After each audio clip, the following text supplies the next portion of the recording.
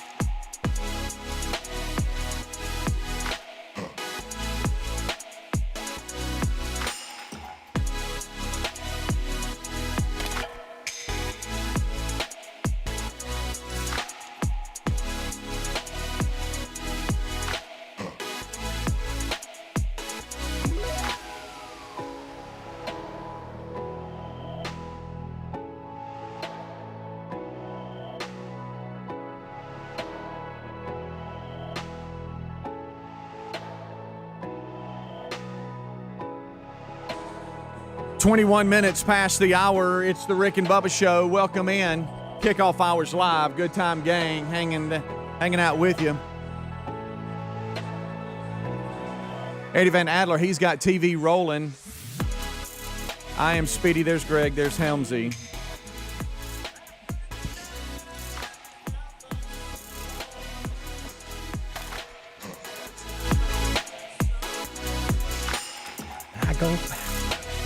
As we roll on, we have got a story here that you just go, wow. Really like that song, though. Yeah. Oh, really? Yes. Love that song. For YouTubers, we're it's a little country. I Go Back. That is a good song. Yeah. One cool moment, if I could just say this with Kenny Chesney, Yeah. I Go Back. So Jeff Fisher, who used to be the head coach for the Tennessee Titans, and when I did the stadium stuff, he had celebrity, and I use that term loosely, but a celebrity softball game that benefited one of his charities, and so with that came a lot of his friends, actually football players from the Titans, and the people that were associated with the organization. So I was invited to come play or whatever. And it was kind of a cool moment. I was left field. Kenny Chesney was left center, and we were like just sitting there playing catch. And I'm like, well, this is kind of cool. I'm just kind of hanging out and throwing the softball with Kenny Chesney. Yeah. And in my mind, I thought we were friends. And to him, he was just throwing with some ball dude and didn't know who I was. Yeah. But still, I thought that was great kind of moment, neat. though. So whenever I see Kenny, I'm like, so I played catch with him. Yeah.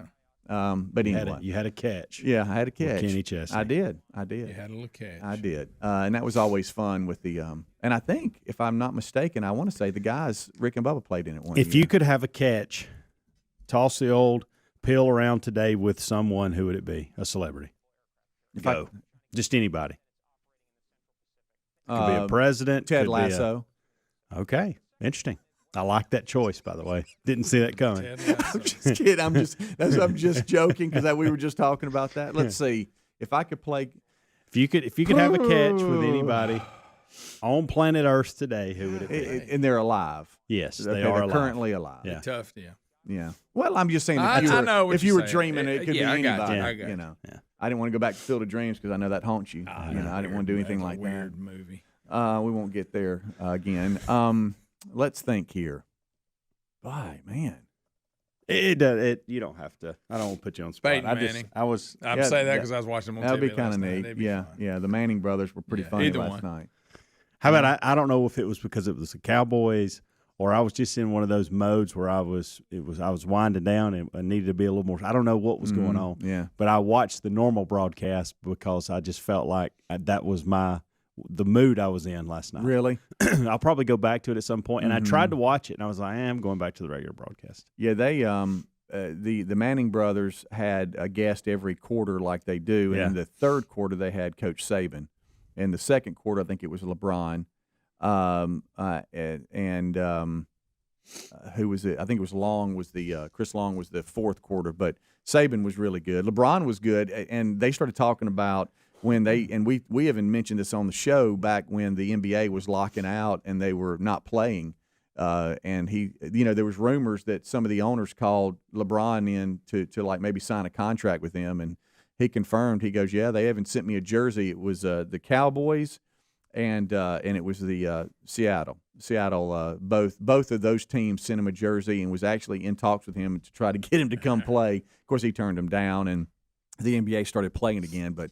It was pretty interesting perspective. But Saban, it was great because at the time you had a ton of Alabama guys on the field last night, former guys that he coached. And about that time, Diggs intercepted Jalen Hurts, and he was talking. He was able to talk about that and how good Diggs was, and the fact that he was a receiver before he was a DB, but how talented he is. But it was good last night. And then one highlight that we have is when Eli came up and tried to talk about how Dak Prescott does his pregame hip thrusts, where it's like and people have put like little dances to him or whatever.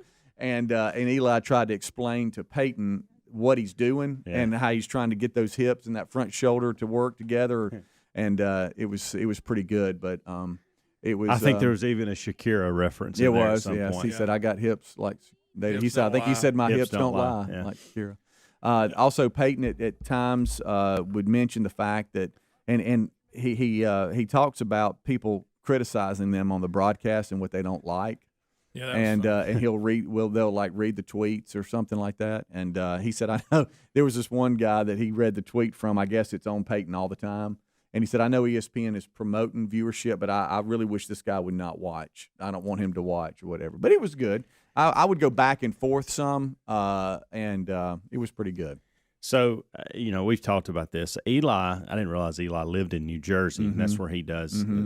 Peyton is doing it out of some memorabilia deal, which is his, like all of his things, in Omaha, I think. And then I read, too. Of course, it's got to be in Omaha. At one point, they didn't start prepping for this till June, okay? Right before. They only had a couple months. And the original plans was actually to have a host sit in there with them and kind of coordinate everything. And after a couple of conversations and some ideas, the guys that were behind the scenes said, I don't think we're going to do the host thing. I think we're just going to let you two run with it. Right. Well, it's funny because at times you think, boy, they really need one. And I know. But then you go, but no, I like how raw they are. I know. Because they'll go to break and it'll be so uncomfortable. Like Coach Saban was in the middle of a sentence and they just go to break because they just missed the mark on when they needed to go. Sure. But I think that's what makes it great, too. Yeah. So I know we only have just about a minute and a half here before we got to go to break here. But there's some things going on this weekend that we're going to talk about. But I want to bring this up, which will kind of spin us over into what Greg's got going on this weekend. By the way, let me say, I don't know why I said Omaha. It's Denver. Okay. I have no idea why I said he was in some memorabilia. It might be because that's his, that's what he would always check down to. Omaha, yeah. Omaha. But it is. But why do you have a private memorabilia place? And he don't. Not sure. Does he live in Denver? I don't know. I have no idea. I don't know. When he played for Denver, I know, but that was only a couple years, and Hey, I like it here. For some reason, I had him living in the South. Somewhere. I didn't know. That's why I had him living in either Tennessee or New Orleans or back and forth or maybe in that area. And so, are you flying out every time to do this on Monday? Yeah, that's not a big. That's not a big deal for them, I know. But right, but still, you're still away from your family and those type of things. And we talk about not knowing something. I didn't know that the New York Giants retired Eli's jersey Sunday. I had no idea. Great crowd response too for that. Yeah, it looked like. Yeah. Well, what's wrong with the New Jersey teams? The Jets and the Giants are struggling. Good night. But yeah, I had no idea until last night that they haven't retired his jersey for the Giants. I knew. No idea. Do you think they should have? It got a couple Super Bowls, I guess. Yeah, I think 100%. Well, he played forever, like 15 years, maybe. Just so y'all know, Greg and Helmsy both are standing up with their hands in their pockets. Yeah, it's just kind of my mood today. I don't know what's going on. Feel like it. All right, so when we come back, we're going to talk about something Greg's got going on this weekend that you want to be a part of, plus a story that might tie into that because it has to do with running. All of that, plus your phone calls at 866-WE-BE-BIG. Another funny, the Manning brothers had Coach Saban on, and when Saban left them, Eli said, well, Coach Lane Kiffin texted me all the questions to ask so he could get prepared for Saturday. It's pretty funny. Rick and Bubba.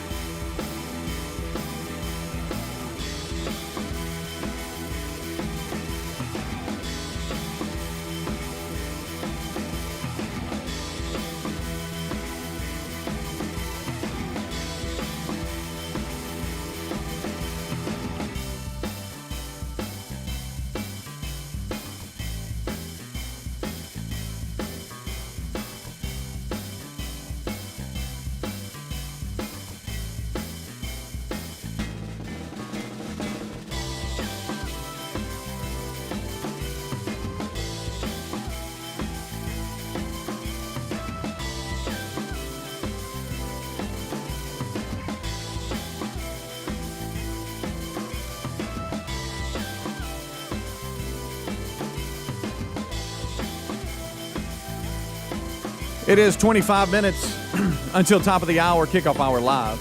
We're just hanging out. Thank you so much for being with us. Rick and Bubba join us right after top of the hour.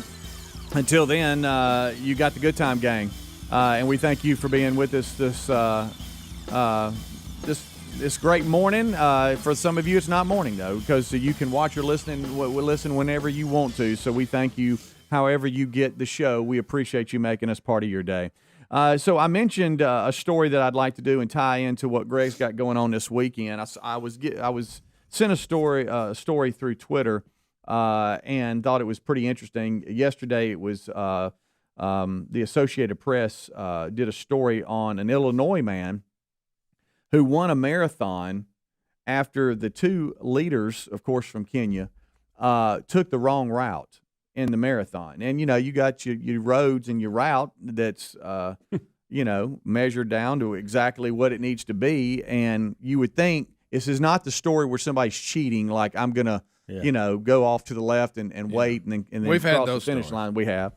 Apparently, there was someone a volunteer that was leading the runners with like some type of bicycle or something that was leading the runners. And they were mistakenly led to go straight when they should have turned, I guess, and gone the correct way.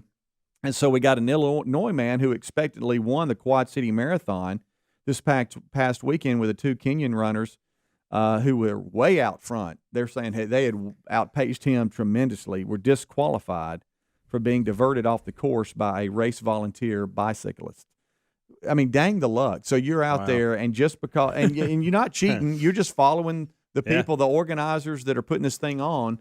But the first place prize, they say, was $3,000, and he won because of the disqualification. Where would y'all be on this? Would y'all be like, all right, I'll take it? I guess you do. I mean, I don't know. And it wasn't your fault, huh? So there. But the race director confirmed that the bicyclist went the wrong way, but said the two runners also should have known not to follow him. That's kind of, no, I mean, come on. Greg, I understand you got something coming up this weekend. Well, I've let it sneak up on me. You could actually do this. Well, y'all have heard me every year. We have the crap run for again is a key word for Venice's Every Foundation. year. Yeah. Okay, and it has snuck up on me this year. Mm-hmm. And you love the foundation, but every year you think, well, this will be the last time I run. Yeah. And then before you know it, it's here again. And I've never performed as well as I want to, and it's not. I'm not going to be able to do very good this year either because I'm not in top shape. But I still run a little. But well, it's that time a couple of years ago when the old lady was like, "Pick it up, Sonny." Yeah, get out of my way. Embarrassing. But basically, you've heard me talk about Venice's Foundation. We had them charity charge one time. That's and right. Basically, it's in honor of Vanessa Butler, who passed away after battling cancer many times, and she realized what it took when you sit there. We've talked before all day and get these treatments. So they make these care packages to make it a little, to help you out with items that help you get through it. And it's nonprofit. Like I said, they provide these at no cost. So events like this raise money so they can buy the supplies for the care packages that go to the cancer patients. So every year I run in this event, and again, I'm not very impressive in my run, but you run. It's just snuck up on me. At what point? You know what? Maybe me not being prepared, I'll actually do better than I normally do. At what point of the year do you commit to actually running in? It's just I know every year I'm going. Okay, so you just kind of said as long as they have it. Okay, this is about the 5th. At least 5. He's really their spokesman. I was thinking this is when he committed. He finishes it, and it's not as bad as he thought. And he's like, man, I can't wait to see how next year. He gets caught up in it, like we'll do. Oh, yeah. Well, Lisa and then it gets here, and you forget about it. Yeah. Lisa and I, well, like I say, we've been involved with the foundation for, like I say, a long time. And then all of a sudden I had to start running. Mm-hmm. I mean, I like supporting it, standing there. Sure. Right. Let's just start the race. It's fun. It's a great event. And I like challenging myself, and I never live up to it. Right. I mean, I always think this is the year I'm going to really smoke this thing. Yeah. But wasn't last year your best preparation, and you went into it and you're like, all right, I got this. Yeah, but I didn't do very well. Well, because I think considering I'm not a runner. Didn't Philip send us who was it? Philip Webb? Didn't he send us video of you crossing the line? Year you remember he came around the corner? Every year somebody sends a. I think it was Philip. No, every year somebody sends one. So yeah. And I'm struggling as I come. But no, you come around that corner. Come on, Greg, run! But it's a great event. The kids run starts. They have a kids fun run starts at 6, and then the 5K starts at 7.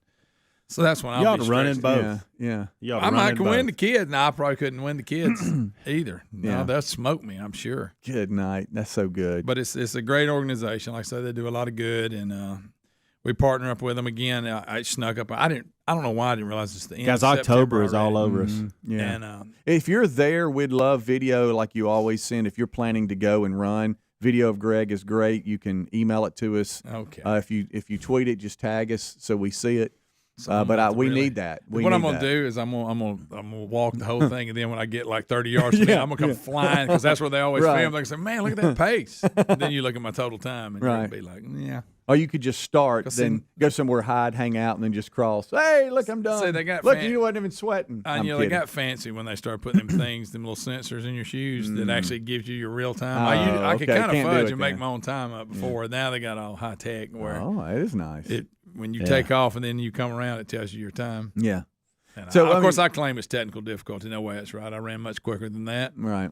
The only one I've ever wore, they had a little chip in the number you wear. Yeah. Yeah. These I think I've had them on my shoe. I may have one in the number 2 Yeah. before, but But we'll have. I mean, but it's we're in having, Piedmont, Alabama. Yeah, we're having fun with Greg, but it really is the foundation is really something, and they're filling a void that really is needed. If you've ever had someone go through chemotherapy or you have yourself, those days are extremely long. It's a long And day. they know what you need, and they're that service that provides a little goodie bag to get you through that long day. make it a little more yeah. easier on you. So you tell know. everybody a little. I mean, do you have your website and all that? Well, If Vanessa's Foundation. if they just want to come alongside and help the foundation, but they don't want to run.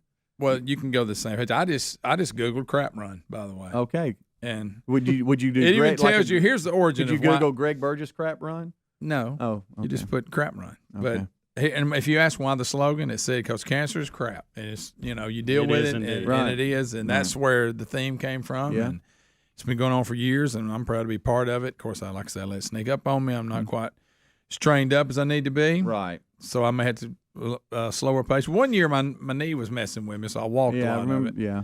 But And then there was that one year that Hobie came and ran. yeah, with you. Hobie's came a couple times. Him and Yeah. Anna Scott. Yeah. And of course, she outran me. Yeah. That's right. She was a talked. kid. She laughed and talked the whole way Yeah. through, And this outrunning was like- everybody. She 4 can years outrun ago. most people in Birmingham. Yeah. And this was like 4 years ago when she was just really a Yeah. child. Mhm. So Right. yeah. No telling now. Yeah. But she even drew me a picture still in my office Right. of us running in the crap run. Yeah. So do you feel like, because I know every year you're like, man, maybe I might just start. I could start it and then just I always let tell everybody take myself off. I'm going to go down there and run the course, Yeah. and I never do. Yeah. I mean, I see it in my mind. I got the old course. I mean, you go straight down there, and then you hit the Ladaga Trail and straight shot back. But when you make the turn, you're like, oh, I'm halfway there. Halfway. Halfway. And that's the fun part because they got the bridges that you cross. They got them all lit up and everything. And it starts at 7, the run. 7 o'clock for the 5K, 6 for the kids' fun run.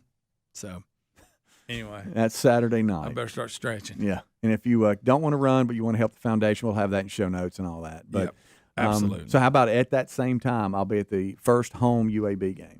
Oh, For- I dressed mean- up as the dragon. No. I thought this year you were going to No, wear I'm the dragon not the suit just dragon. like one quarter. No, but the reason why it's the bigger deal is Brand new stadium. Protective Stadium, the stadium downtown Birmingham that everybody's been talking about for years. It's here, and it's It does. boy, it looks real good. fantastic. I love driving by it. Yeah, Just kind of it kind of overlook, sits down. I know that y'all aren't going to do it, but I'm just saying it. Uh-oh. Tomorrow, I'm going to the stadium to do a walkthrough with some of the game day folks. Yeah. But I know y'all don't want to do that because Greg's already When is it? he's already poo-pooed on it. He don't want a team building time? exercise. I was kidding about that. It's probably going to be sometime around lunch. Messing with you. By the way, got a real long email about you and your team building, and this lady pretty much dogging me, saying that I need to leave you I alone was because that's not joking. your personality, Mm-hmm. and that Speedy and I putting pressure on you That's so to funny. do a team building event. that you know, I mean, serious business. I appreciate her taking up, but guys, well, y'all know I us explained long to her enough. They that- know that was a right. put on. I explained was, to her that I was the- pretending I didn't want to do it. I mean, Oh my! but I goodness. appreciate her stepping up. She and was. defending She me. took Thank up you for for that. She took up for her Greg Burgess. No, Well, she loves him. Bless Yeah. her heart. She might go I'll run. see her at the crap run. I was going to say she might be there at the crap run. I got the course map right here. I'm looking at it. Do you think Philip Weck could just slow down and run with you, or will he go finish and come back and finish with you? Greg, you appreciate this. He'll blow me away. I can tell you that. Yeah. But then he'll come find you and run in with you. Rick and Bubba, Rick and Bubba.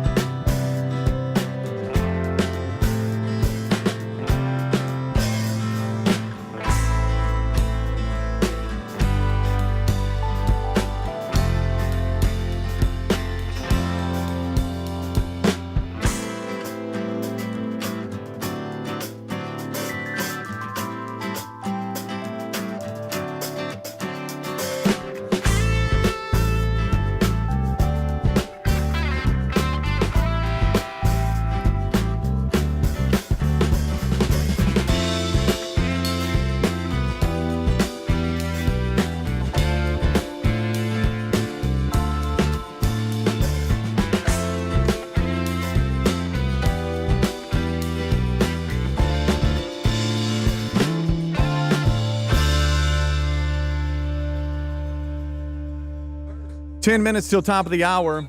Thank you so much for tuning in to the Rick and Bubba Show. We might do some unscreened phone calls. They're coming in pretty rapidly. But first, Greg, who's bringing us the hour? Huh?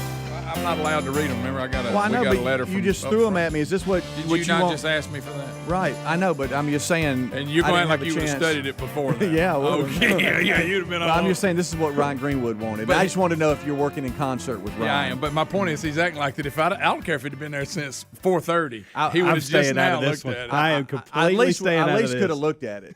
Huh? You're a pro, man. You got this. Okay. All right. So Philip Webb, no, I'm kidding. This portion of the show brought to you by candidco.com/Bubba. There's a specialist for just movement. about. Here you go, buddy. I just want to throw tooth movement. I've always wanted to say that. All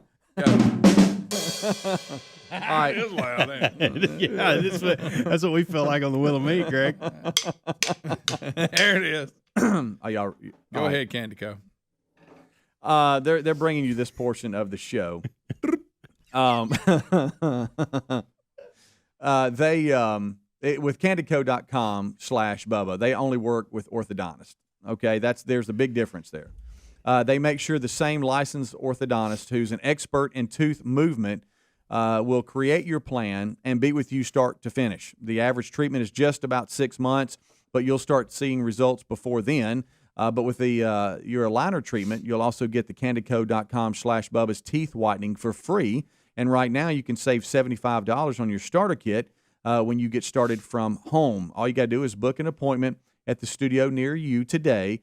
So don't put this off. Save that $75 on the starter kit and get that free teeth whitening for signing up. It's candidco.com/Bubba. That's promo code Bubba.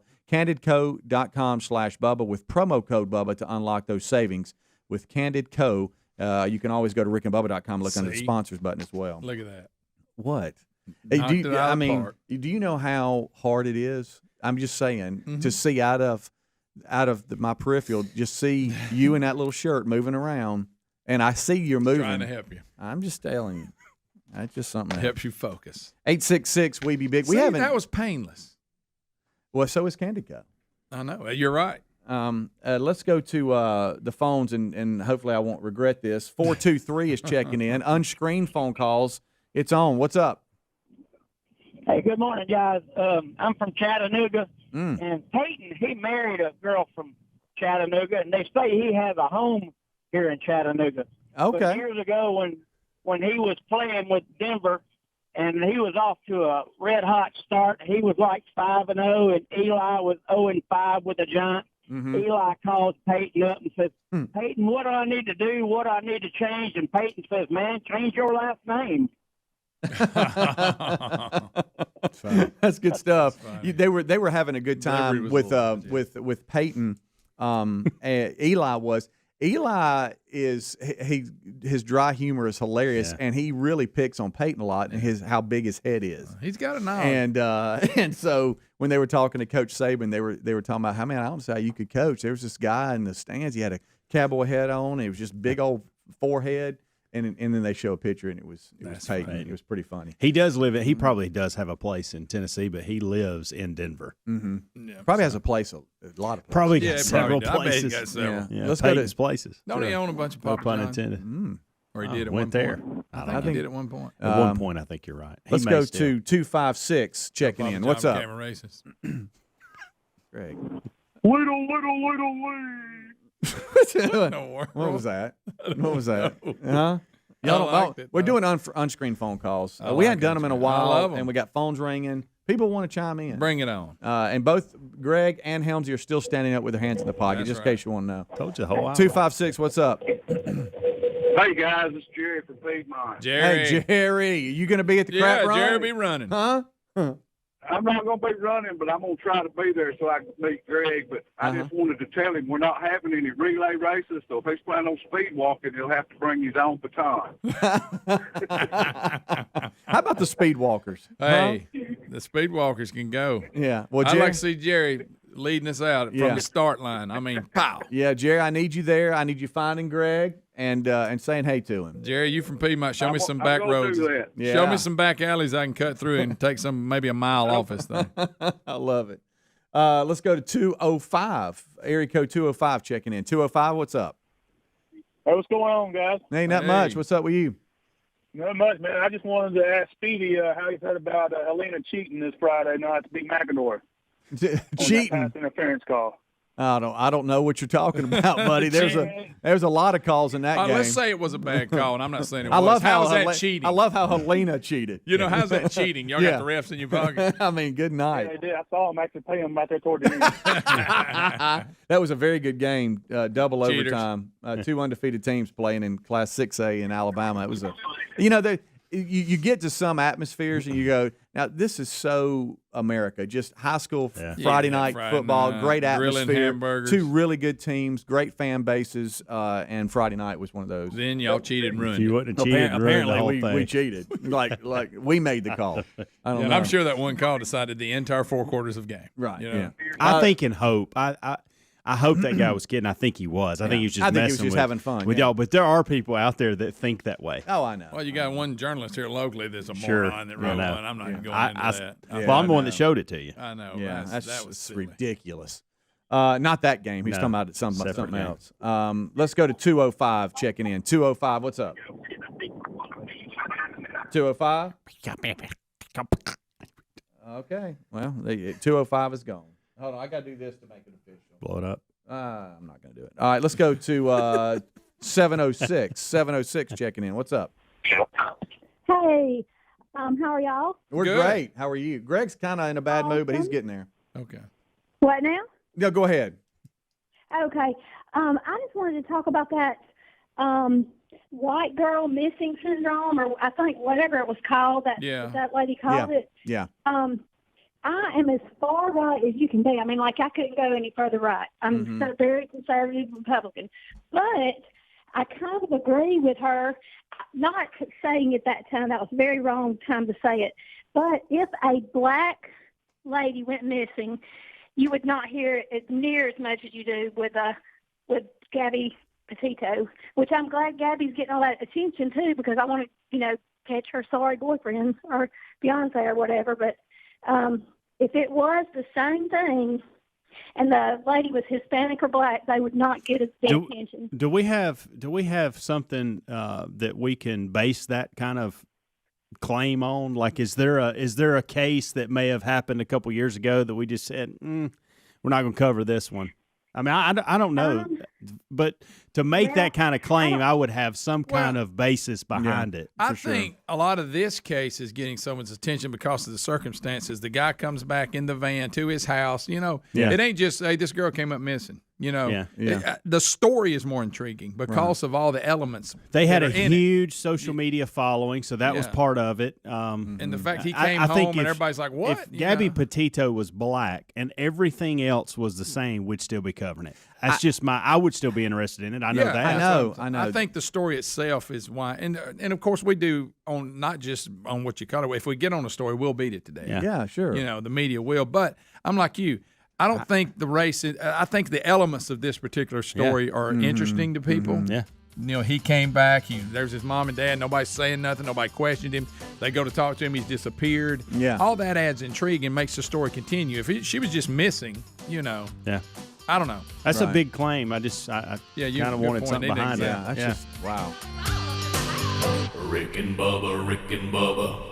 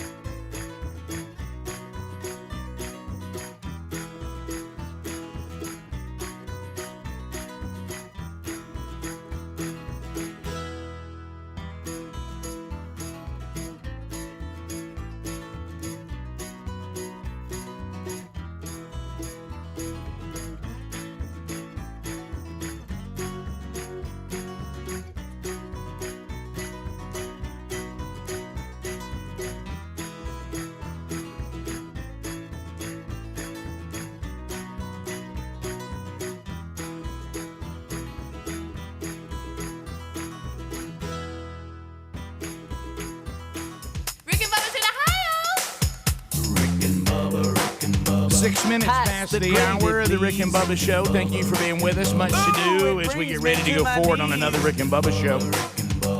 We thank you for being with us today.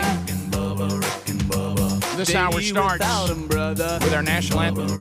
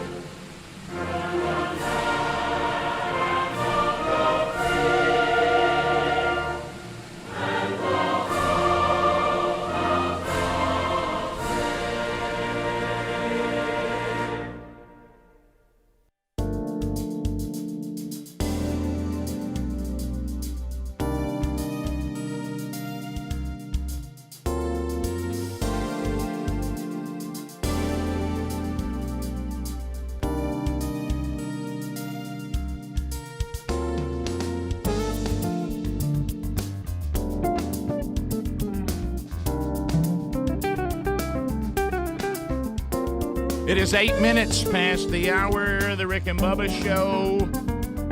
We have a lot to unpack as we go forward. We hope that you'll join us at 866-WE-BE-BIG. Speedy, the real Greg Burgess, Helmsy, and Eddie Van Adler are all here and ready to go forward on the program today. And, of course, we love hearing from you. Wheel of Meat is back in play. So that could spin any day this week on the program. We'll break down the stories of the day, and your chance to win could occur, not just with the Wheel of Meat, but you never know. Another Rick and Bubba contest may find its way to the Rick and Bubba Show. So let's bring him in, the other half of the two sexiest fat men alive, the pride of Cedar Springs, Alabama. Most of you probably know him best as the Silver-Tongued One, the man with the golden voice, professional lunch eaters, man of the year, the inventor of pizza in a cup, Shakespeare's worst nightmare, and the master of the King's English. Ladies and gentlemen, put your hands together for Bill Bubba Bussey!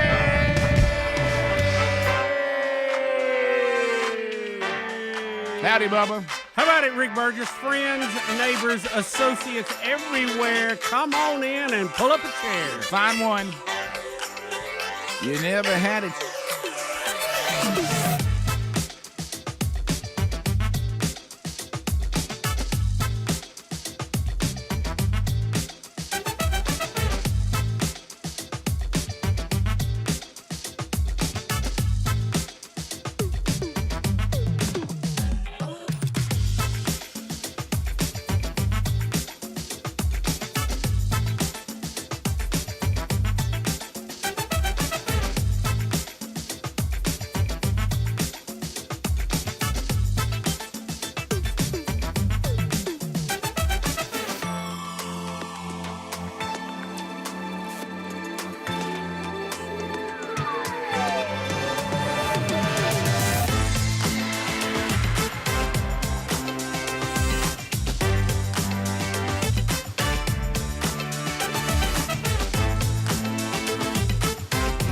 Bubba, how are you?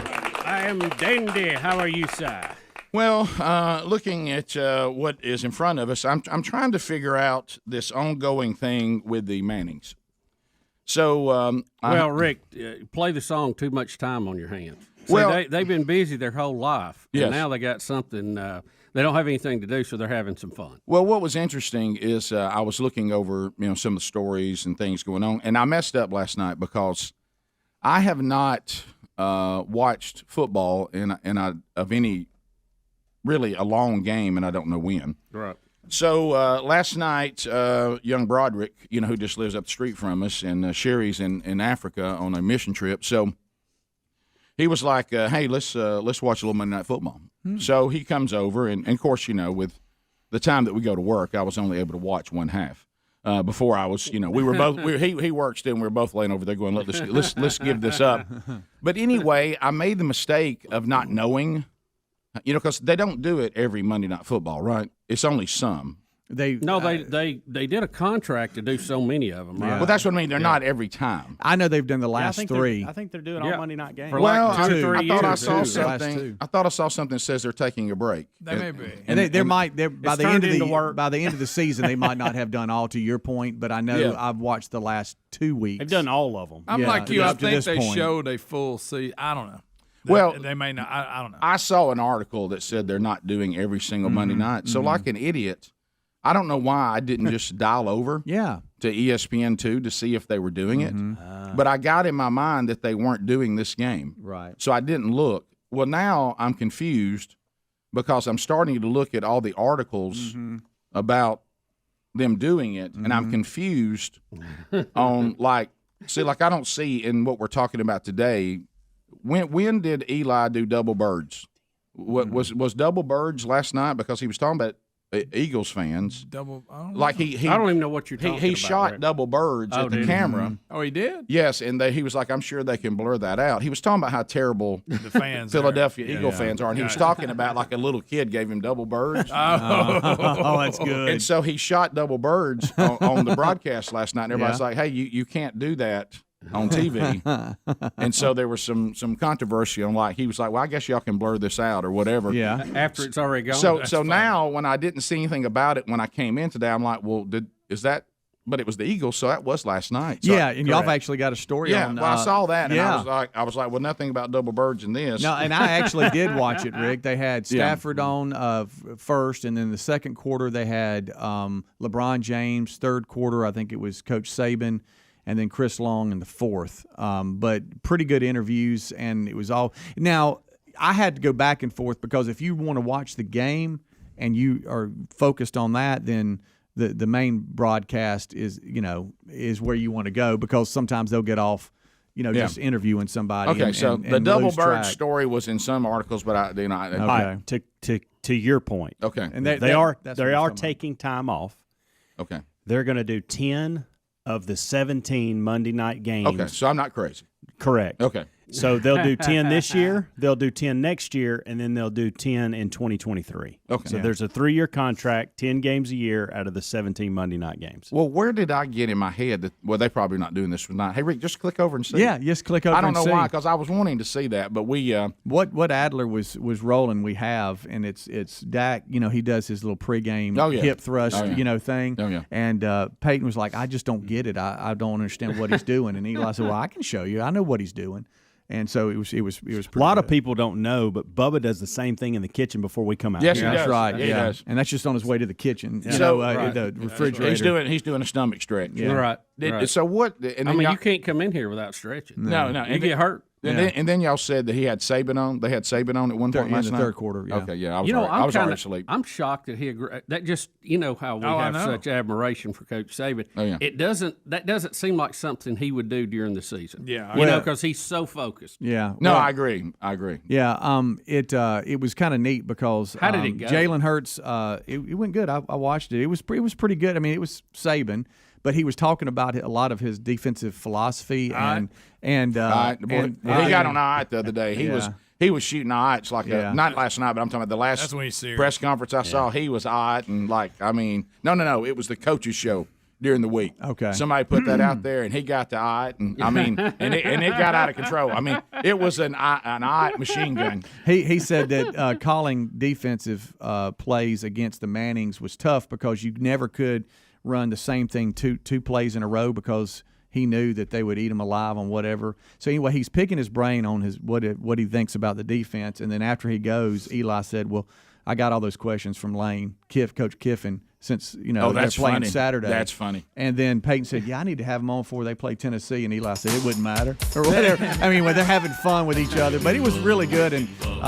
Diggs had picked off Jalen Hurts at one point, and Saban was talking about how good an athlete Diggs was because there's so many Alabama guys out there that he had coached. Well, I'll be careful, Helmsy, because I know we have to be careful with Mojo. But what I saw, I thought the Cowboys looked really good. And I'll just leave it there. Yeah. We'll be back 16 minutes past the hour. More Rick and Bubba next. Rick and Bubba, Rick and Bubba.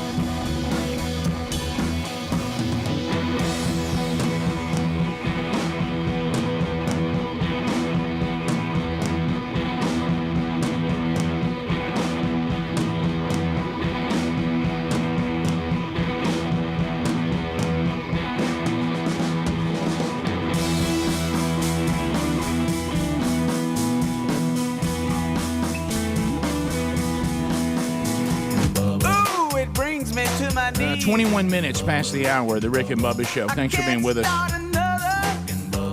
Your phone calls coming in at 866-WE-BE-BIG. Well, finishing up, so the Mannings, with the last story we had, and I think it continues, the ratings doubled from the first one to the second one, and I think it continues to be very popular. So, Bubba, you were going to ask something else. What was it about information and texting? What was all this about? Rick, I have a technology problem here, and maybe there's an easy answer to this. We get up pretty early every day. Do you love technology? And well, I do. Yeah. It's much as BET. Somebody say, always and forever. So what's going on? So, trying to be efficient during the day can be I love efficiency. Challenging at times. Mm-hmm. We get up early. We do. Earlier than most people. And we start our day. And, there's different times of the day I think everybody's more efficient than others. I'm better early than I am late because the tread starts wearing low on me late today. Okay, so I get makes sense. And I've been known to doze off and take a nap in the afternoon if I get still. So the key's not to get still. You have to factor that in, or just give up and go lay down. Yeah. But the problem is a lot of times when a text will come in or an email. If you not as much email because it kind of takes care of itself, but say a text, and you need to do something with it. Somebody needs an answer, or you want to answer it, or whatever. So here's my situation. Like a lot of times early in the morning, before we go on the air, right? I need to send Betty or the kids some information, or someone texts me late, and I need to send information back to them. Now the problem is if I don't address it right then, it gets lost in the shuffle. It's gone. It's gone.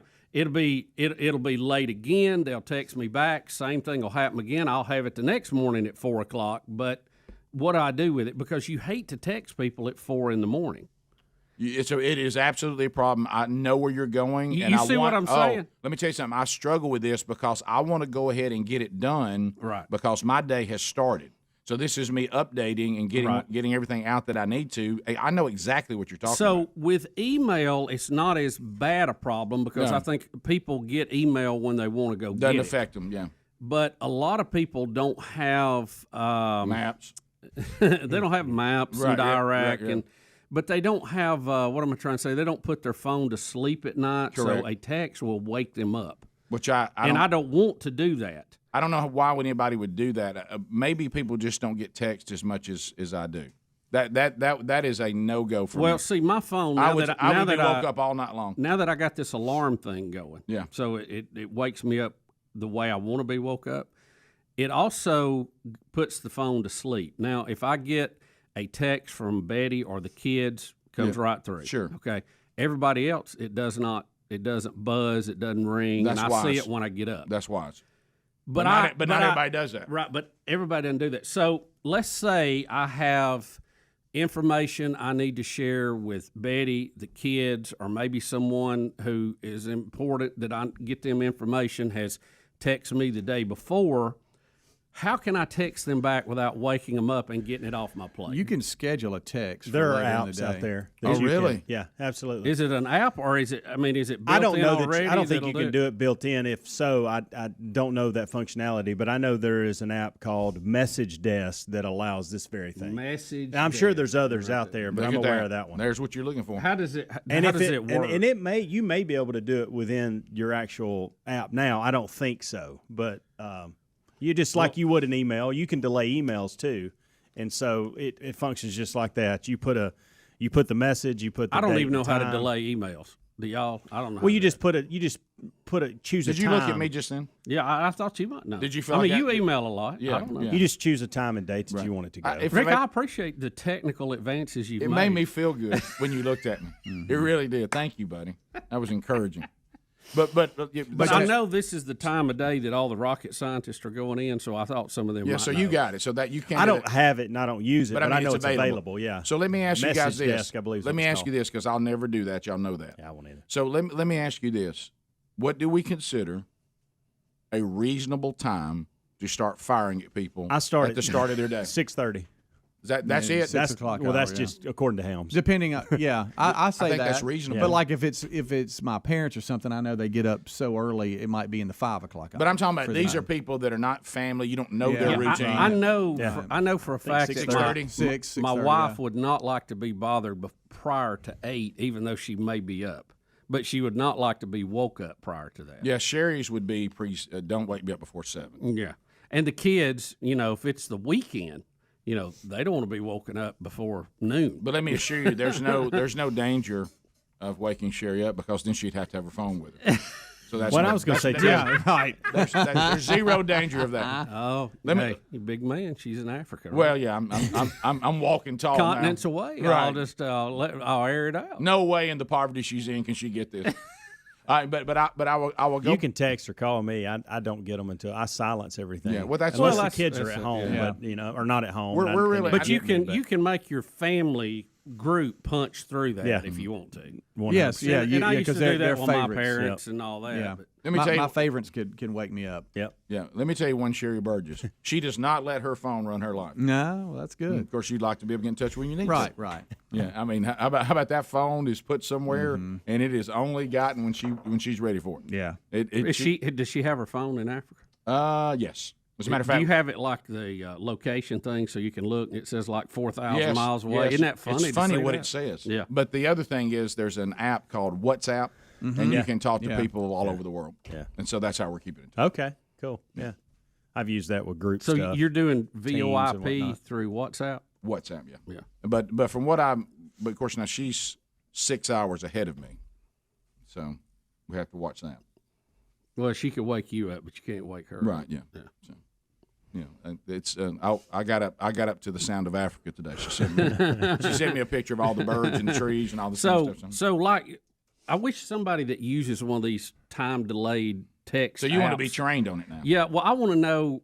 Because I don't want to have to go outside my normal texting stuff. I just wish that Apple would do it. Yeah, that's what That would be the real nice thing. And maybe there is. I don't know the answer to that one. People are telling me Apple does not have it. I didn't think So Some of the other ones iMessage do. doesn't, but the Microsoft to House's does. point, the third party ones. I do. want it to get there. And I think there's several third-party options. Yeah. I just know about that message desk or whatever it Message is. If you'll desk. just Google shortcut app for iMessaging, there's some options that come up in the App Store for you. Shortcut what? Shortcut app for iMessage. I don't want a shortcut. I just want to pick the time. But that's what you can Rick send. and Bubba, Rick and Bubba.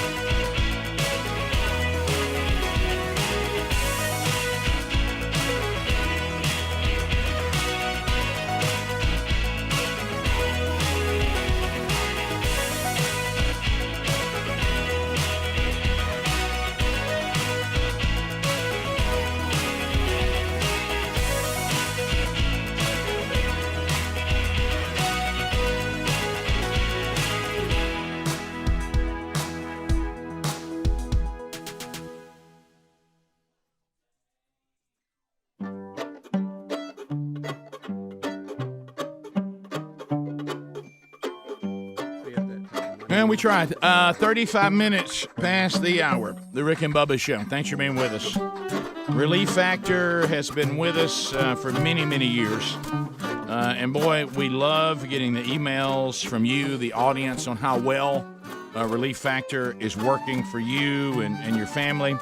Marie from Michigan said this has been life-changing, guys. I've tried over the years all the stuff that's over the counter for pain and chronic fatigue, and some of it has even led to struggling with depression a little bit. But nothing I tried had worked consistently, and so I decided to try Relief Factor, and I was very skeptical. But I figured, hey, how about this? I got nothing to lose now. I've tried everything else. So she sent for the Quick Start Pack. That's $19.95, by the way. Get you 3 weeks worth of Relief Factor, all natural. These are just 4 botanicals. You can use it every day, just like a supplement. And to my surprise, it started working immediately, and I've just turned 60. And I mean this when I say to you and Bubba and all the guys on the show, you have given me a new lease on life by pointing us to Relief Factor. Well, Marie, I'm glad. I'm glad to hear that. And she said, my husband thanks you too. Note to self. So relieffactor.com. That's relieffactor.com. Or you can go to rickandbubba.com, and you can find that link to get that Quick Start Pack for $19.95 right there under sponsors. All right, so I do want to add one more thing on this when do we text and you trying to manage your phone and all these things. And I know that you do this because we've talked about it. Mm-hmm. So I know you do it. I wonder if the other guys do it. And this is mean, and this is not going to reflect very good on me, just so you know. But I know you've done it because you've admitted it. When I have friends of mine or acquaintances that fire on me, like after you in the middle of the night, like 9 o'clock. Yeah, like between 9:30 and later. Okay, I'm just gonna admit it. I don't think there's anything wrong with it. I just admit it. As soon as I wake up, I start firing back. Yeah, I don't think there's anything wrong with that because if they make the decision post 9 o'clock to send you a text, then that opens up you can text whenever. Honestly, yeah. Some of it's payback. Yeah, but that's why I think I'm doing it. I'm not really doing it. Your heart's in the wrong place on it. I get it. No question. But I think it's okay to do that. I don't know what the cutoff is, but I think 9 o'clock is reasonable. I look at it as you don't want anybody knocking on your door at 9 o'clock at night. Sure. At 8 o'clock's okay. 8:30 if you need to run by and say hello. Not a problem. 9 o'clock. Not at my house. 9 o'clock seems like the cutoff for everything. It should be. And so I feel like if it's post 9 o'clock, Rick, I think you're okay at 4 o'clock to fire back. Yeah. So Rick, here's the thing. I have done that in the past. You've admitted this out of anger. Right. I admit that was not the right thing to do, and I have changed my habits in that. And if I have done it recently, it's because I just forgot. See, I'll start reading text and go, okay, here's your answer, and hit send. I went, wow, it's 3:30. That was not good. Yeah, I've done some. Let me tell you, when you're really in trouble, if the text comes from my home, that means I ain't even at the office yet, and I'm firing. Yeah. You know, it's so. I've tried to dial that back and be a little better person on that and see, but technology has allowed me to do that because I can put my phone to sleep now. So now I control that flow of information. That's right. It's just like I'm the big tech now. You know, I decide who gets to speak and who doesn't. Yeah. And that's funny. That is. Never thought of it that way. But here's the thing. There's people I need to get information to while I'm in that mode. It's pre-6 o'clock. Yeah. I'm like, good Lord, I don't want to do this to somebody. And I've done it accidentally. Well, now there are still, you're talking about your heart being in the wrong place. There are still times when the kids will come home and I say, I'm so glad y'all are here. I'm just great. I just want to see you. I love you. But everybody can't be coming in and out of here at 10, 10:30, 11 o'clock at night. It ain't going to work. So, that's the workday schedule. Weekend, I'll be annoyed and get over it. But during the week, you just can't do that. So when that is done, I have from time to time got the old pan and rattled it on the way out by the door. I know. And I just thought, well, look, let's all have fun. If we're going to party, let's party. Well, the one that I've done, because text. If you're going to run with the dogs at night, let's run with them early. Get up. Well, I've done that, and I'm with you. My heart is changing through the sanctification process. Now it's just a mistake because I'm just trying to get on top of things. But I will tell you this: if I've gotten calls before, which to me is the biggest violation. And I have called people back on the way to work. Look, and you hear, I say, hey man, what's up? I saw you called me last. I just wanted to call back. Are you up? Mm-hmm. Huh? I just saw you call me. I've done it. I'm not proud of it. Not anymore. I'm That's not, old, Rick. And I have tried to resist from that. Right. Because, as we've always said with grandparents, we're all getting closer to heaven, and we need to act a little better. Now, to say what I am doing now, like I used to do, which created the Dickie Nadmeyer character with telemarketers. My new thing with telemarketers, and it works really, really well. I start talking to them about Jesus. And buddy, they will wrap it up. Yeah. So, hey, Mr. Burgess, because they've initiated the call. So if you want to have fun, is this? It happened to me last night. Because I'm trying, there's this one that keeps calling me, and it goes to voicemail, and it keeps saying if I would just hit 9, they take me off their list. So I'm trying to answer it and hit 9. Right. But now I'm getting others that aren't them. Yeah. And so I get this guy yesterday, and he says, this happened yesterday. Is this the one Richard Burgess? Yeah. And I said, I'm sorry, and I always make him get the name right. You're just talking about Ricky Burgess? And I said, I'm sorry, I don't know what you're saying. Burgess? I said, do you mean Burgess? Yes. and so then they say, how are you tonight, sir? And this is what I said, just sitting here thinking about Jesus. And buddy, that's so good, buddy. And I said, so we're washed in the blood. How about you? I'm just sitting here. I'm just sitting here thinking about Jesus. Do you want? I said, I'd love to talk. I'd love to talk to you about Jesus. Well, and then it's just a bunch of noise, and hey, they'll wrap you up, Greg. And then if they don't, you get to talk to them about Jesus. Yeah, Greg, I answered one accidentally, and the accent was so heavy I could hardly understand them. So I thought two can play at this game, so I started an accent back to him, and it was so bad. I don't even know what I was saying. I was making up words, and they asked me what language are you speaking, and I told them Tangale. No, you didn't. And so good. And you could hear them flipping through the page. I didn't know who to send me to. Is fantastic. Yeah, Tangale. So it can be fun. Yeah, you got to have time though, and not be have something you're really trying to get done. Well, you know me. I mean, I'm solo this week, so let me tell you, if you're a telemarketer, this is not a good week. Hey, for you. Rick, where you want to go? Let's go somewhere.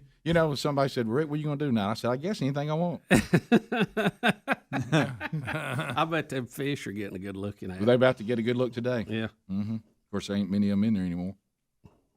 Why couldn't you just? I've been through this with them too. I understand you're building the ecosystem, but bump it up. Oh, I know. Bump it up. Well, bump it lightly. October. Hey, you know what you want on that pond? Gain of function. Yeah. Move them fish ahead about 6 years. Yeah. I wanted to tell you what the update is, but if I say it on the air, that means all the people that fish when I'm not there and climb over the fence, who will be one day, unfortunately, maimed. I started saying, if you shoot one of them, the word will get out. Well, I told you the day I got to give the whole speech to the kid on how he could keep fishing if we could just make a deal. All right. And he basically begged me to let him go. He basically said, I'll never come back again. Because I was going to help him. I want to help him pay my taxes. And I was telling him I could pay for the maintenance of it. And I said, some weed in would be great around the bank.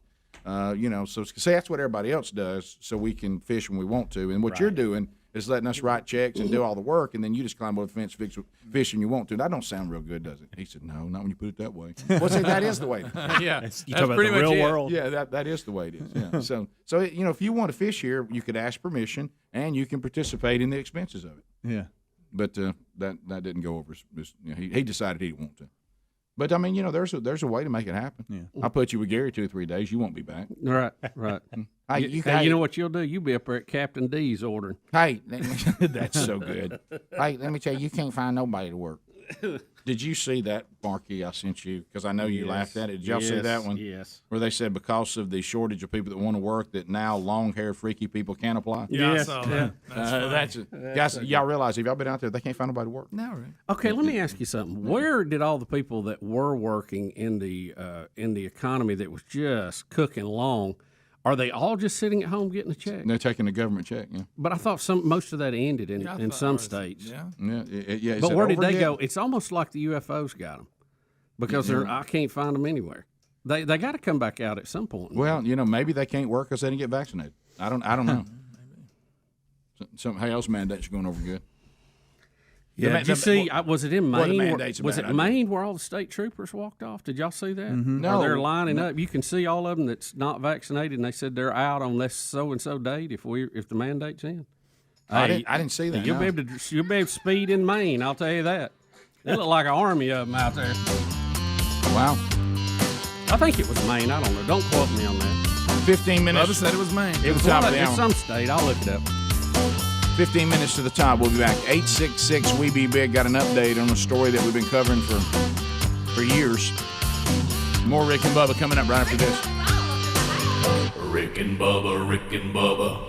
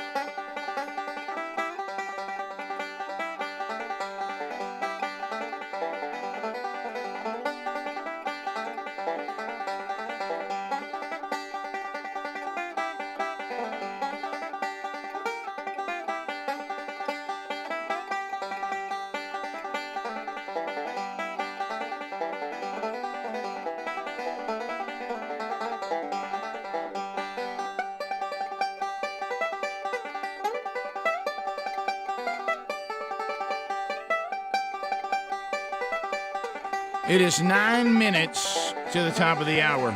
The Rick and Bubba Show. 866 We Be Big is our number. We thank you for being with us today. All right, so we do have an update, and this story has been going on for years. The ongoing saga that is R. Kelly.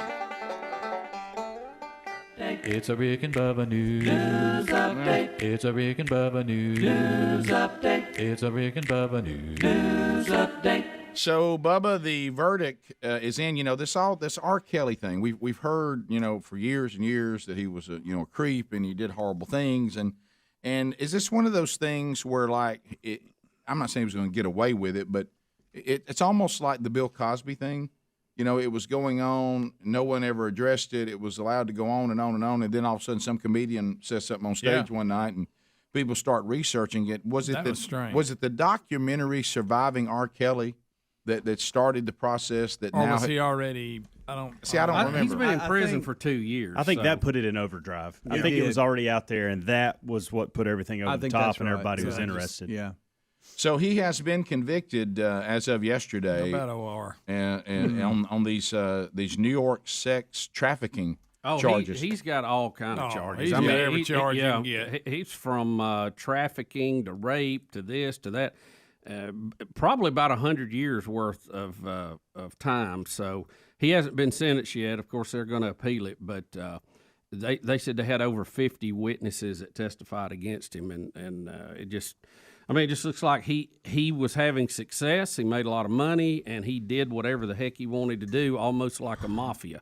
Yeah, well, he believed he could fly. Yep. But he did, Rick. But let's. I'm not. I don't want to jump in too far because this is really, really grotesque stuff.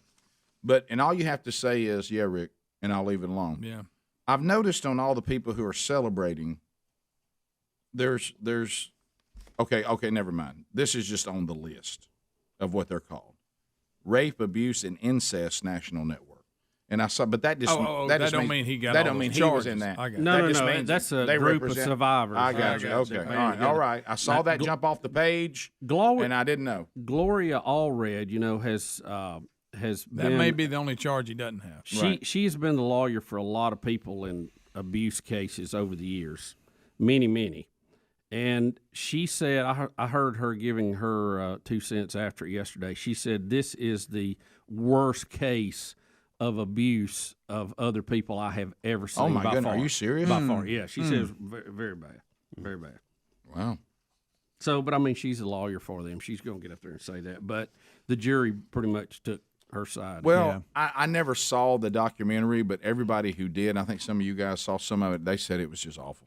It was just awful. It was. And to Helmsley's point, I think he was in bad trouble to begin with, but this documentary really went in detail, interviewed some of the victims, some of the witnesses, and really put a lot of light on the story. And everybody was like, wow, how has something not happened up to this point? And then everything kind of seemed to they said 1 minute of Gloria Allred if you want. Get more aggressive. You want to hear it right quick? Okay, all right, here we go.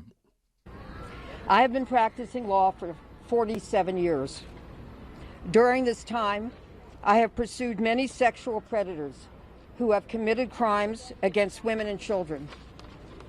Of all the predators that I have pursued, however, Mr. Kelly is the worst for many reasons.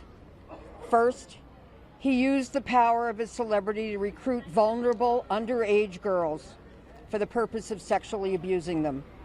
Second, he used the power of his business enterprise and many of his inner circle employees to assist him and enable him in his plan and his scheme to lure his victims to him, isolate them, intimidate them, control them, indoctrinate them, punish them, shame them, and humiliate them. Well, there you go. And it says guilty on all counts. So the sentencing, I know they're appealing it, but the sentencing, I would, as you said, Bub, I think will be severe.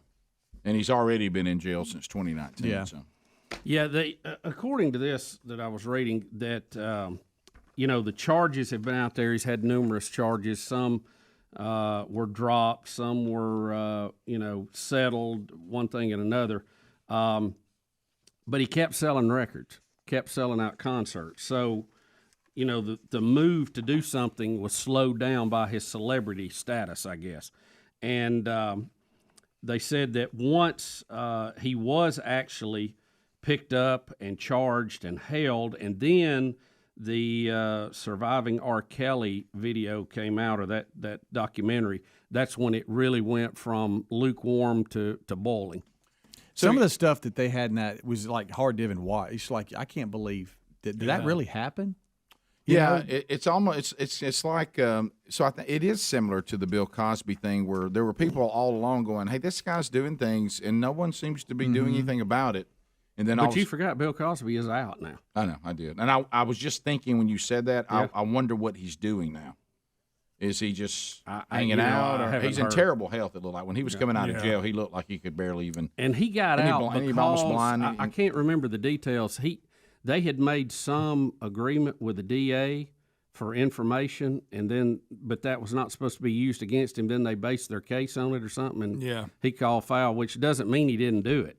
But he was just told they weren't using. He got off on a technicality because he'd made a deal with a previous DA, and the DA that prosecuted him went back against that deal, and he had it in writing that he had an arrangement. So he faced the wheel. Well, he got off. Yeah. So anyway, but from what he looked like coming out of jail, I mean, his quality of life is kind of over. Yeah. But I hadn't heard, is he, because at one time he was still claiming he was innocent or something, and wasn't guilty. But R. Kelly, it's a large number pointing at him. Yeah. Like you said, Greg, the first 10, you go, well, maybe not. But I mean, once you get, let's say 80% are lying. There's still a bunch left. No, you're right. Yeah. And there's no way 80% are lying, but I'm just using that as a number. And there's certainly in the middle of these kind of when it's something as egregious as this, there's going to be people that jump on the bandwagon that probably aren't telling the truth. But buddy, like you said, there's so many that are. Yeah. So anyway, R. Kelly will probably. I would be shocked, wouldn't you, Bubba, if he doesn't? I think he's going to have a hard time getting out of this, because unless there's some technicality again that he can pull out of this, because he's got a lot of evidence against him. He's got public opinion against him with this Surviving R. Kelly thing, and I don't think anybody wants to be tied to, hey, I'm letting him out of jail. No. I mean, you don't want your name tied to that, because I don't think he could go right back to doing what he was doing. Well, the environment that we live in now, and some of this is very, very good, is there's been so much awareness that have been pointed to how women have been treated by these men who are abusive, and in some cases it's caused some of the crying of wolf, but it's also helped with some of these guys that were getting away with it that are now paying for what they've done, and bringing justice to all those that were abused by them. Top of the hour, if you're staying with us, we'll do a top of the hour break. Lord willing, more Rick and Bubba. We'll continue right after the break. Rick and Bubba, Rick and Bubba.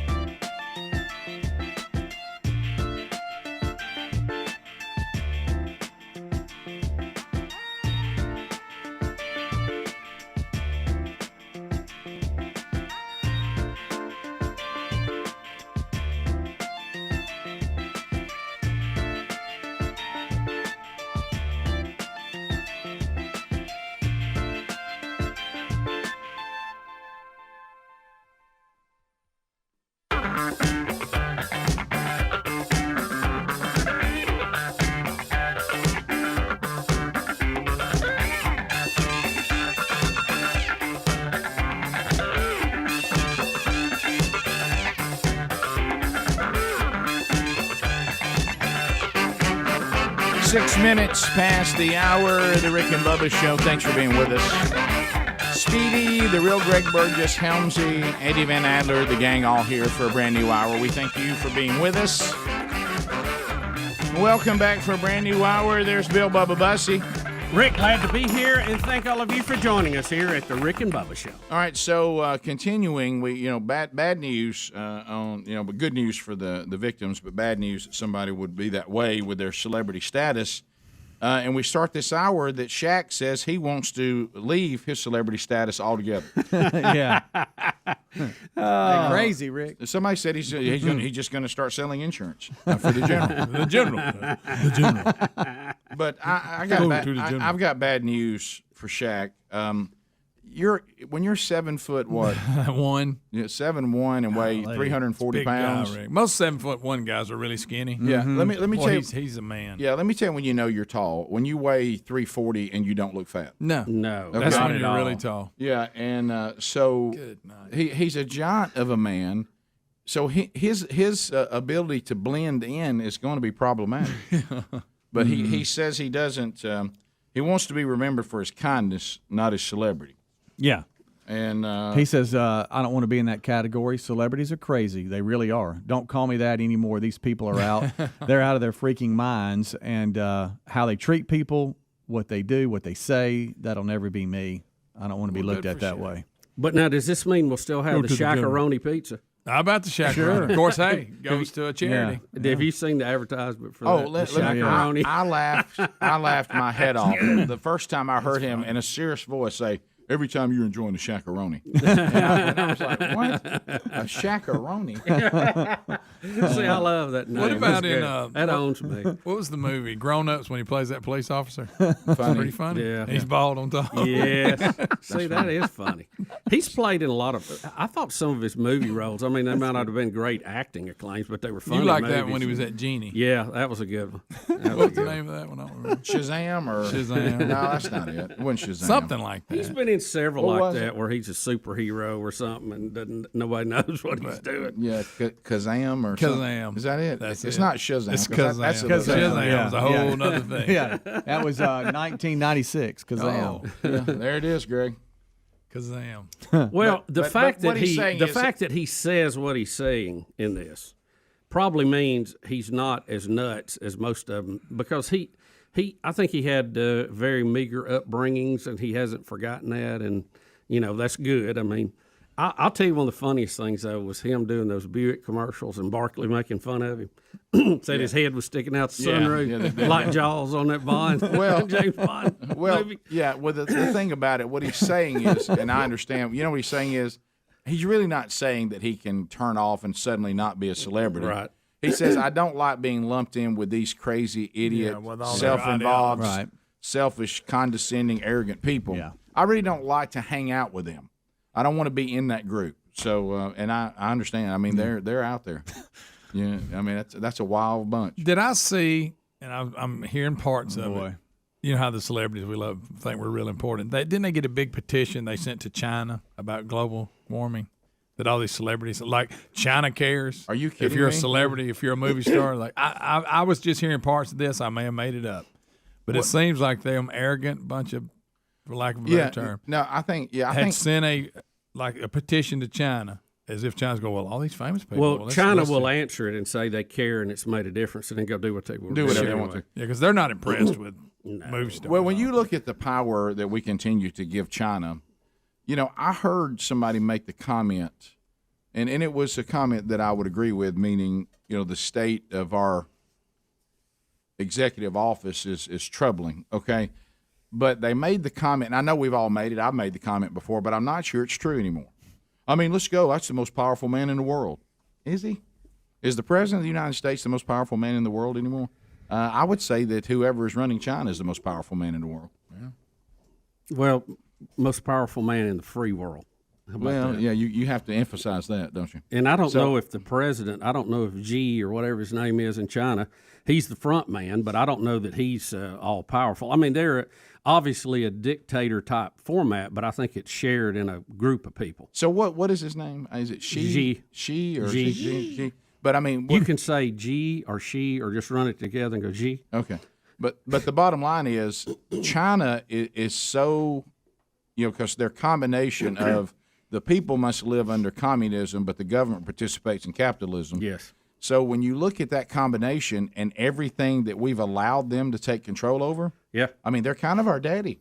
Yeah. I mean, so are we more powerful than they are? True. I think the biggest thing is the fact that they manufacture so many critical things for us: medicine, chips, absolutely, all that stuff, and they have the natural resources, a lot of the rare metals for making chips.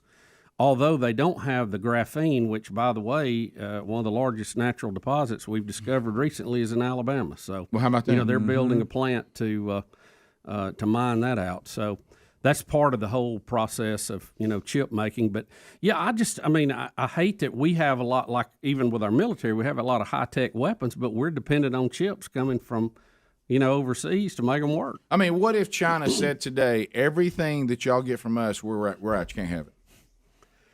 Well, we would be in a fix because we don't build computers, TVs, and stuff like that. So who's more powerful?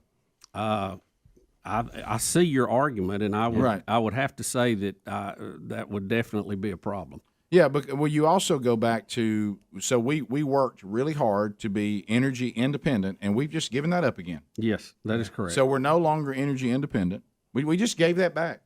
Yeah, we're the top exporter of natural gas. Now remember, here's the ironic part of giving it back. Okay, we did that under the guise that we were evil by being energy independent. The things we were doing to be energy independent were evil, and they're going to destroy the world. Mm-hmm. Back to the petition to China. But we've lost the independence of energy, which makes us more dependent on countries that aren't going to do a thing to change what they do on carbon emissions. So what we've done is all we've done now is just made ourselves dependent on a country that if they don't change what they're doing, this whole if you believe the global warming thing, I personally don't believe that man-made global warming changes climate. I believe the Earth has been in a climate change ever since what we believe was a fall, or if you believe it was however it came into, however you think this all happened. But I believe there's been rises and falls in climate because this globe, or whatever you think it is, this dome, this flat, this plate. Rick, it's a speck of dust in a giant cosmic soup. Yeah. And there's a lot of factors that control let's the say, temperature other than what's going on our planet. So let's say you believe that carbon emissions really does change climate. And climate would be the whole world, not just where you live, okay? If they don't come around, India and China, what you're doing is a waste of time. With their 2 billion people. Yep. Okay, and we're over here with our 328 million going, hey, and they got 2 billion. Okay, so it's really quite comedic that we've given up our independence to depend on the countries that aren't going to change what you keep claiming has to change. So you've just given up. It's lunacy. I mean, and plus it sounds like the reasoning of a child. I mean, it doesn't even make sense. So I just don't really think that the President of the United States of America is the most powerful man in the world. I don't think that's true. He's close. Yeah. Because this country's become dependent on other people, which makes them the most powerful people. Because we're not independent. And nobody really depends on us other than some military protection. They do depend on our food. Yeah, food. Our food's big. No, we can grow food. Yeah, that gives us a position of influence. If Bill Gates doesn't buy up all the farming land, shut it down. That's right. Rick and Bubba, Rick and Bubba.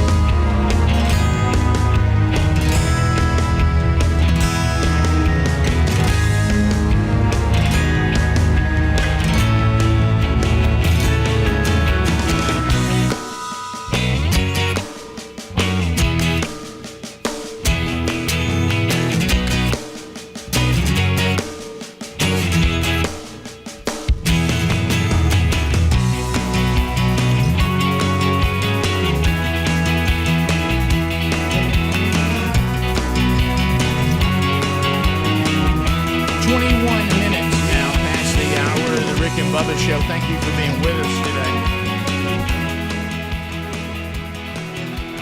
All right, so on the note we're talking about, we got a couple of clips coming up that we'll play for you. So this is a China expert, Elbridge Kobe. Do you know who that is? No, Elbridge Kobe, old man Kobe's boy.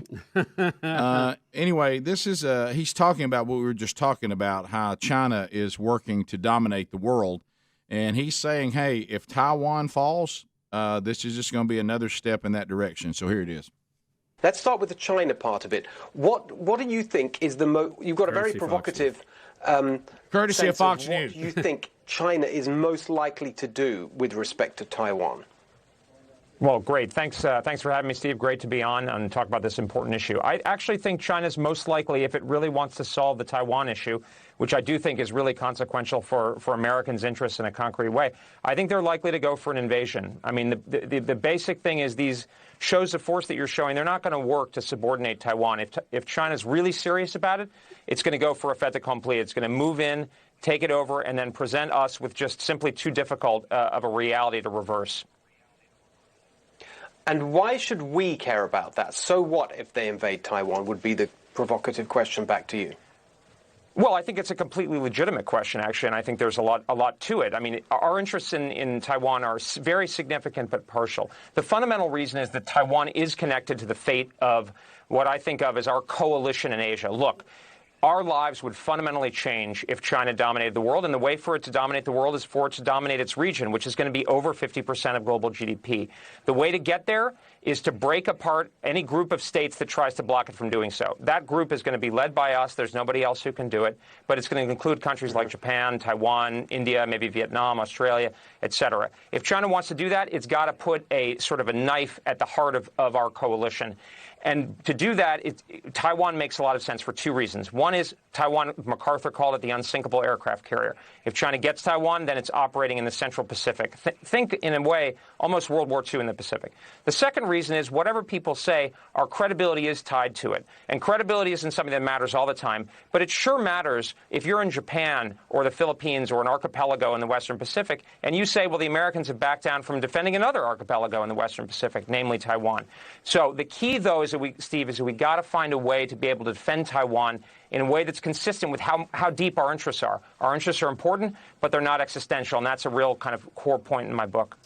So there you go, and that's out there. So and he says their domination of the world, you can't just let them run wild. And he said they're going to put us in a very precarious situation if they make a move on Taiwan. And yeah, I think it's probably when, not if. Right. And can you imagine that happening in the current? We have treaty too. We're supposed to defend Taiwan. Can you imagine? Can you imagine Pawpaw handling that?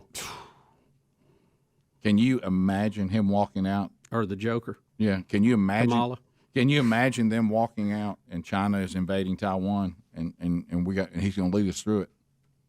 Can you even imagine that? No. Hush, Rick. Don't even say it. Okay. Stop that, Rick. Yeah, okay. All right. So, and then we'll go from that video to another cheery one. Yeah, well, it's not about being cheery or not cheery. It's about important. Yeah.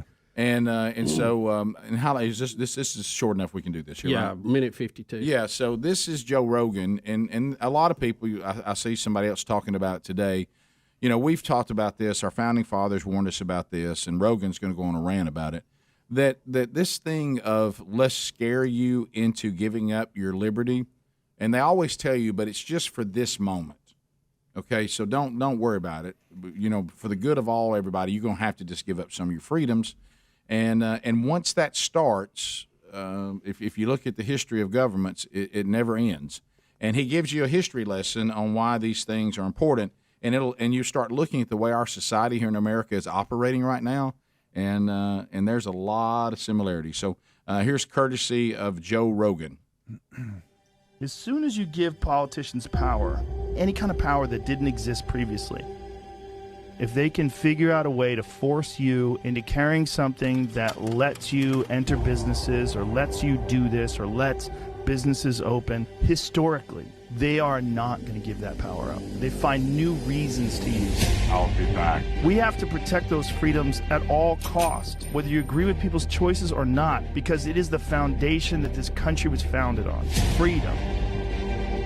This idea of freedom, there's so many people that think it's frivolous, it's not important, it's not the main thing that we should be focused on, but it is the literal structure that allows this country to be so amazing. Every single country that's ever existed other than the United States, up until 1776, every country that has ever existed was run by dictators, all of them. This is the first experiment in self-government that actually worked, and it created the greatest superpower the world's ever known. It created the greatest cultural machine, the greatest machine of art and creativity and innovation right here. And how did it do that? It did it through freedom. And as soon as you see something, anything that comes along and inhibits your freedom, you should be very cautious of that thing. You should be very suspicious, because anything that comes along that can inhibit your freedom is, by definition, anti-American. So there you go, and he was showing the historic, put a mark on your business. You can't go in here. These people are, That's a hard hitter there, isn't it? Well, it is, and it goes back to what we've said on the program before. And, we tend to nutshell things because that's the way we need it. But really, our founding fathers, and he said it right, we're going to leave this so everything's a dictator thing that we've had in world history up to this point. And what we're going to do is we're going to say that we're going to set up an environment that will allow each individual to maximize their potential by allowing that individual maximum liberty. Maximum liberty to then you maximize your God-given potential. Set your own course, reap your own benefits, pro or con. Right. Now, that means that you may not always be safe. It means that there are no guarantees. It means that we certainly, out of the goodness of our heart, the church has a role to play, which unfortunately we farmed out to the government, on coming in and to be the hands and feet of Jesus and to help people. It's not the role of the government. Benevolence was never part of the government. They shouldn't even be in that business. And you saw that early on in our history when they were asked to be in that business with French refugees that were fleeing the revolution there. And James Madison said, I'm sorry, the government is not in the business of benevolence. Let the church, let the private citizens go take care of them and house them and help them and feed them. That's not the role of the government.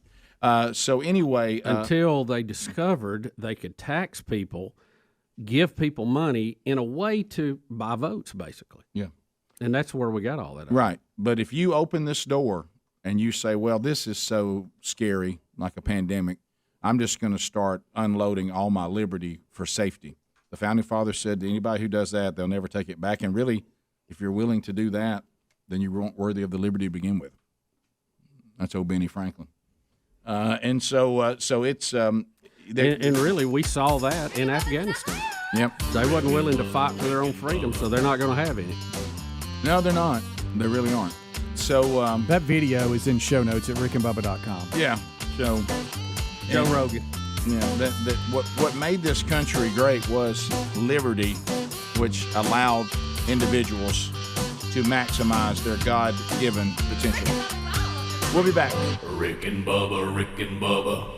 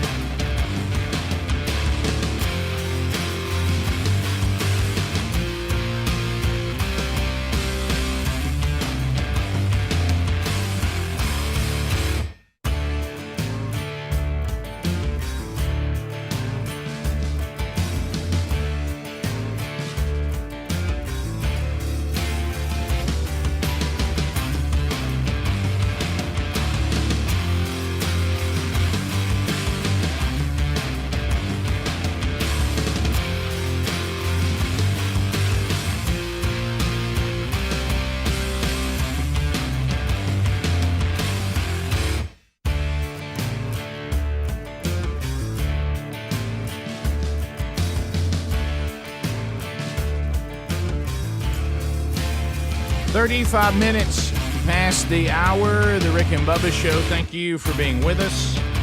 As we make our way back, HelloFresh.com. HelloFresh.com is a great meal planning service. It is fantastic. You can see the benefits of this if you're trying to do a little better, because maybe there's a calorie count you're looking at, or maybe you're trying to cut certain foods out of your diet. So you can see how that would be extremely beneficial, because they would put all the meals together for you.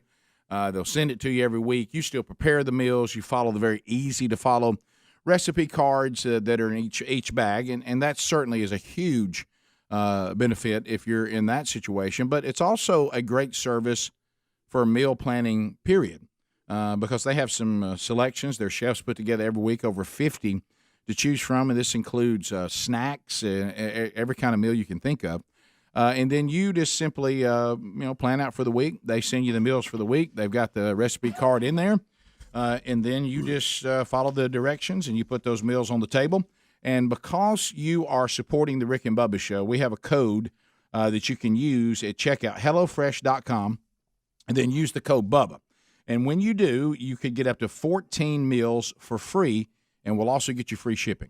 So HelloFresh.com, or you can simply go to RickandBubba.com.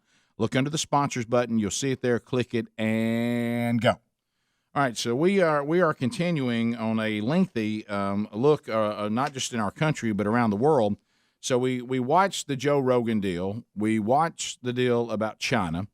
And if you think that Rogan and those that are speaking the way he does are exaggerating, we have a New York governor. This is the one that took over after the Hansi Cuomo was removed. I don't know how you say her last name, Kathy. Yeah, I'm kind of scared of that too. I'm afraid to say it because it'll sound like a Cuomo joke. Yeah. Right. So I don't think I'm going to say it. So anyway, Kathy, King Kathy. Here's a video, Bubba, and see if you love this one. You know, the healthcare workers have been told they will be vaccinated, or they will be fired tonight. Okay. Yep. In New York. So here's what the governor has to say about that. Here we go. And we'll be nation leading with our mandate, which strikes at midnight tonight, when everyone is expected in a hospital in the state of New York or a health care facility to have been vaccinated. I will be signing an executive order to give me the emergency powers necessary to address the shortages where they occur. That's going to allow me to deploy the National Guard, who are medically trained, deploy people who've been retired, who may have had a license lapse, bring in people from elsewhere. That is not my first position, though, my friends. My desire is to have the people who've been out there continue to work in their jobs, work in them safely, and to all the other healthcare workers who are vaccinated, they also deserve to know that the people they're working with will not get them sick. And we'll keep in mind the thing. I'm flashing back to the Joe Rogan video there. So I'm going to send the National Guard in New York when the unvaccinated healthcare workers are fired tonight at midnight. Right. So I want you to realize this, and it still sounds comical to me.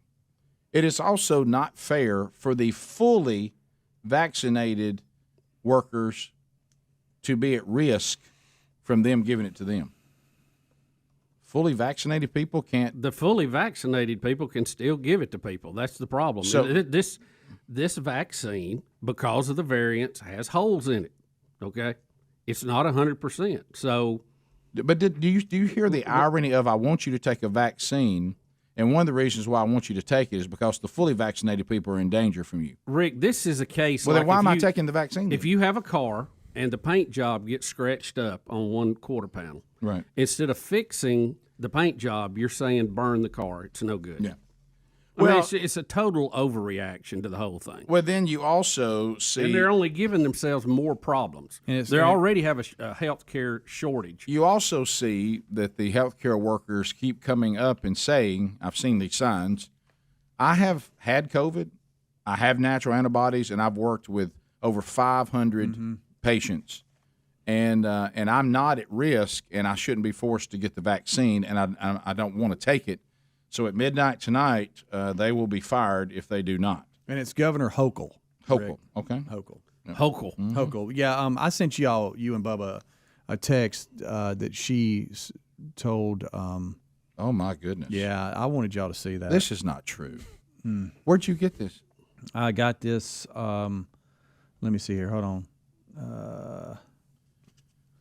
Yahoo.com 14 hours ago. Okay, Bubba, if you want to be creeped out, read this text. New York governor told Christian, I can't say that word, worshipers on Sunday that God wants them to be vaccinated. And listen to this. When she was speaking at the Christian Cultural Center in Brooklyn, she said, "I know you're vaccinated. They're the smart ones, but you know there are people out there who aren't listening to God and what God wants. You know who they are. I need you." Are you ready for this phrase? Bubba, hang on just a second. Are you? Tell me if you're ready for the next I'm line. ready. Hit me. Here's what the governor of New York told Christians. I need you to be my apostles. Yeah. I need you to go out and talk about it and say, we owe this to each other. We love each other. Jesus taught us to love one another. And how do you show love but to care about each other? Please get vaccinated. I want you to be my apostles. Whoa. Where was that at, Rick? It's a Yahoo.com story. No, I mean the place that she was giving. It was Christian Cultural Center in Brooklyn. Okay, that's A.R. Bernard's church. Mm-hmm. Yeah, I know that pastor. Mm-hmm. I bet he was thrilled with that speech. Well, he might be okay with it. I don't know him. No, he's a great Bible teacher, and he's he's in between a lot of forces there in New York, but trying to work it out. I'll put it that way. Okay, is that a good way to interpret that? That's good. That's good. So, anybody weirded out yet at all about that? Well, I think the meme on healthcare workers in 2020 about how they're the heroes, and in 2021, they're being fired because they won't do something the government wants them that shows to do. you they'll celebrate you one year, and if you don't get in line, they'll get rid of you the next year. Yeah, because you have the audacity to defy the government, and she's got apostles she's sending out. I love her. I love that she knows that God wants everybody to get the vaccine. Well, I think what she was trying to do, and I know how it comes across to us, she probably was trying to convince people to get vaccinated, but she was trying to be cute with her tie-in of apostles, being that it was a church, and she goes, well, they know the apostle deal. I don't know that that's a good tie-in for again, the messaging is horrible because the people who are anti-vax are already think you're the Antichrist, and all you're doing is feeding that fear. Oh, buddy. Again, that's if I could just have a moment of your time. Buddy. Do I need to do a TikTok? If I could have a moment of your time, I could explain this to you. You're doing exactly the wrong thing. And here's the thing too. Let's think about this. Well, they don't know how to keep from spooking people out of the green field, do they? Let's think about this. We're dealing with a medical situation. Why are the politicians involved with it at all? Shouldn't this just be doctors and us? Yeah. If you want to look ahead, we have. I'm sorry to interrupt, but I have 20 seconds for saying it, and it's creepier than I thought. Okay. All right, let's hear it. And I'm with you, but I know Bubba, I know what she's trying to do, but boy, you just don't do that. Yeah. Made them come up with a vaccine that is from God to us, and we must say thank you, God, thank you. And I wear my vaccinated necklace all the time to say I'm vaccinated. Oh, boy. All of you. Yes, I know you're vaccinated. You're the smart ones, but there's people out there who aren't listening to God and what God wants. You know this. You know who they are. I need you to be my apostles. Oh, my goodness. I understand what you're trying to say, Madam Mayor. You're right, Adam. But you're just being too cutesy with it. And you're creeping people out. No, you're being too with wicked with it. You're being too cutesy and weird, and it's creeping people out. But do you not hear her saying... Look, I agree with you. The modern medical miracles that we have are from God, and we're very appreciative to that. But also, our freedom is from God, too, and our ability to decide our own course, as we heard. Sell me on the benefits. Don't force me, bring me to the still water, Rick, and I will. Let me give you back a biblical quote, okay, Madam Mayor. Yeah. Bring me to the still waters. I will drink of my own free will. Don't cram my head under the water and drown me. Right. Yeah. Okay. Yeah. Well, and just because it's a medical miracle does not mean it's from God either.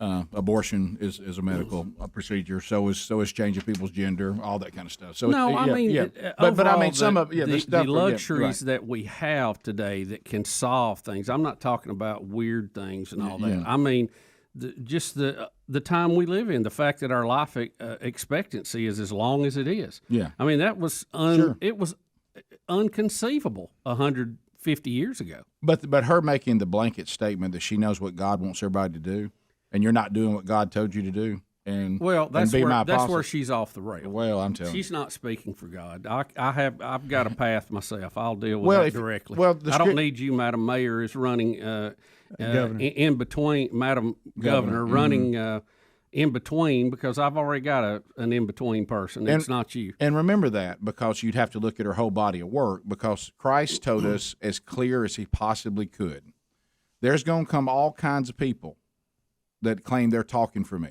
And let me tell you what you look for. Only those that do the will of my Father, they're the real deal. If you see them in conflict with me in one place, they're in conflict with me everywhere. My Father does not send out people to speak on my behalf that do not obey us. So if you look at somebody's body of work and it's not under the authority of Christ, and suddenly they say, now right now I'm speaking on God's behalf, Christ said, no, I don't even know who they are. They're workers of lawlessness. So when you see the other things that she stands for, there's no way she's speaking on behalf of God. I wouldn't want to stand next to her in an electrical storm, I'll tell you that. Bubba, in Australia, a bunch of them I wouldn't want to. In Australia, a man has been arrested because they said he had no valid reason to be outside his house without a mask on. I can't believe the Australians are going on. I know. We better. Rick and Bubba.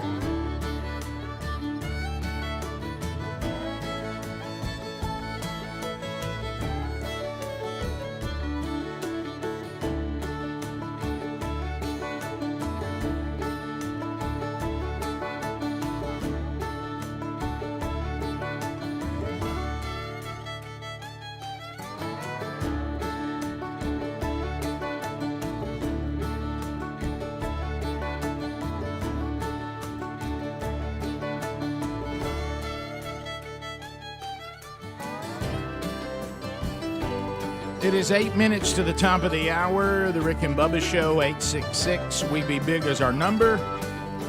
Your phone calls coming in. Let's chat with you. 30 seconds a pop. The largest number of people in the program in the shortest amount of time. At the end of 30 seconds, the old buzzer sounds. Your time on the program comes to a close, and then we move to the next caller. So let's start with Brett. It looks like it says Alabama, but his area code does not. Maybe he's moved here. So Brett, go ahead. Welcome to Rick and Bubba. Brett. Yeah, hey, I'm listening to this lady from New York talk about how this vaccine is from God. Trump was a big driver of the vaccine, so what is she saying about Donald Trump? Well, I guess she's saying that instructed by God, he put together the warp speed to get the vaccine to market, which, of course, they would have a completely different speech if he was still president. But still, yeah, that's a good point. You know, the irony of this, and Speedy pointed it out, I don't know if it was on the break or on the air, but a year ago, the nurses that are working at these hospitals were the heroes. We were singing songs for them. We were applauding them as they come and go to work. We were thanking them. We were having parades and all this, and now we're firing them. The same people. No, I remember going past hospitals. Guys, we had flyovers. There's something very odd about this. I remember, am I crazy, signs out front, heroes work here? Oh, yeah. Yeah. You remember they come out at night, people were singing out of their apartment buildings. Everybody was going out when they would change the shift, and they were singing songs and God Bless America and the national anthem and all kind of things. But we're firing the same people. They are now the evil people that we must stop. And what made them evil? They didn't bow to the king or queen in this case. They were the people that we should all desire to be until some of them decided, with a lot of health knowledge, by the way, that their natural antibodies were all that they needed, and they did not want to get a vaccine. You know, I heard one of the nurses, and now they're being fired. Yeah, it's an excellent point. She's saying we risk our life without a vaccine. Okay. We're still willing to risk our life without a vaccine. We're not getting people sick.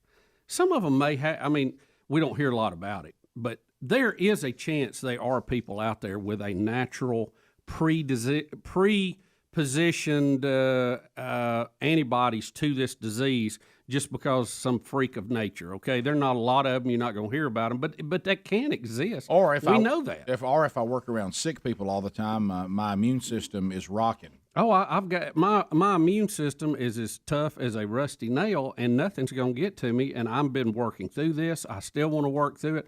Oh, wait, you're fired.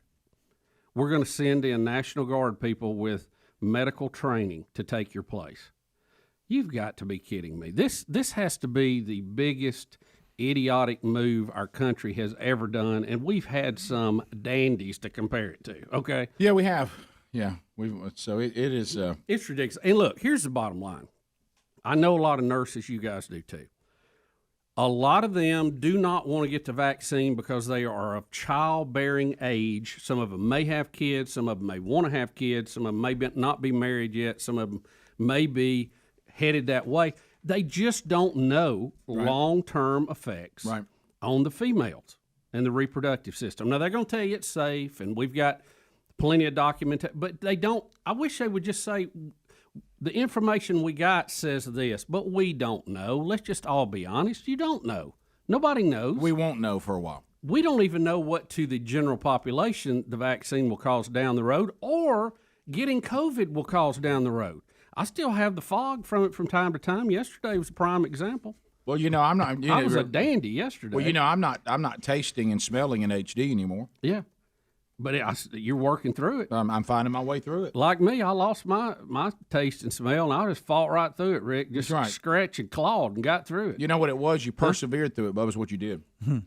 You showed a lot of mental toughness to eat food you couldn't even taste. I don't know. Look, push the advantages of the vaccine, not anti-vax. I don't know how many times I got to say that. You know, if something happens to me, it'll be the radio host that was anti-vax died. You know that'll be the headline, sure, right? That's fine. So I want everybody. everybody listen. Don't let them do that. Okay, Right. don't let them say that about me. Right. Okay. Yeah. I'm not anti-vax. I will probably get it at some point. I think it's safe. I wouldn't have, and I'm gonna use this term. I would not have let my wife get it if I thought it was dangerous. Yeah, but do I know? You know, it? I've got hate email for that. You let your wife. Well, how about this? We had a discussion, and she thought it was safe, and I agreed, and she got it. So it's called marriage. I don't know how to tell y'all this. I don't just go off and do whatever I want to do, and Sherry have no say in it. Mm-hmm. We're married. It's just like me getting the vaccine at the point that I need to get it, and I feel it's my choice. It's my freedom to get it. But I have discussed it with her, and she says, well, whatever you think you need to do, and let's look at these factors and that factor, and, you know. So I'm like, well, yeah. Matter of fact, I told you I'm going to get an antibody test again today. It's my 90 days again. I need to get it That's checked. right. I need to get mine again, too. Mm-hmm. We're kind of running out of time. But We're firing state troopers, we're firing nurses, we're firing first responders that, for their own reason, are not getting the vaccine. This is mind-blowing to me. I mean, this looks at, I mean, we've had a lot of dumb things happen in the past month, and this is right up there with it. There was a big discussion yesterday when it comes to the medical field, and what you said, it was one of the reasons why they weren't getting it, but a big majority of them have already had it. They have the natural antibodies, so they're saying, we don't want the vaccine right now because we have the natural antibodies. But back to what y'all said, they don't know what to do with the natural antibody people. It doesn't. They don't know. It's harder. It's harder because it's not clean. So the tyrannical government doesn't know what to do about that. Yeah. But the problem is, this is the worst marketing you could. You are playing to every single paranoia and concern and fear. Yeah. By doing this, and like you said, Bubba, we're finding a lot of this. This is what God wants you to do. So this must be the new talking point. No, I accept that modern medical miracles are a gift from God. Now they can be manipulated in a bad way, but it's still my choice to participate in it or not. God gave me that free will also. Bubba, Rick and Bubba.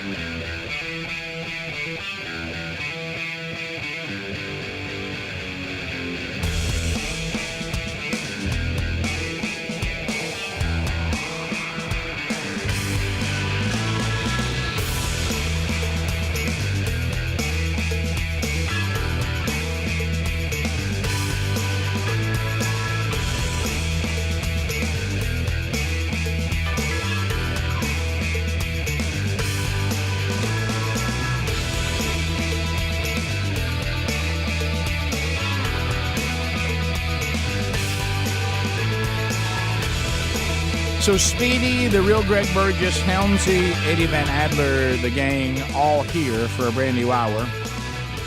Your phone calls are filling up the lines, and we'll take them at 866-WE-BE-BIG if you want to get in. We'll talk to you too. I think there may be a handful of lines that are available. Yeah, there's 2 there. Welcome back for a brand new hour. There's Bill Bubba Bussey.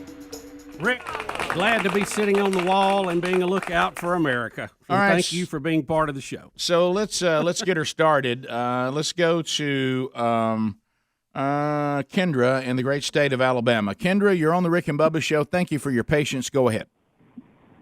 Hey, I was just calling to talk about the vaccines in New York. As a healthcare worker, I think that is the most stupidest idea ever. There's already a shortage of nurses not wanting to work in the field, so why mandate something? I think that's ridiculous. Yeah, I think that's really going back and bite New York in the butt.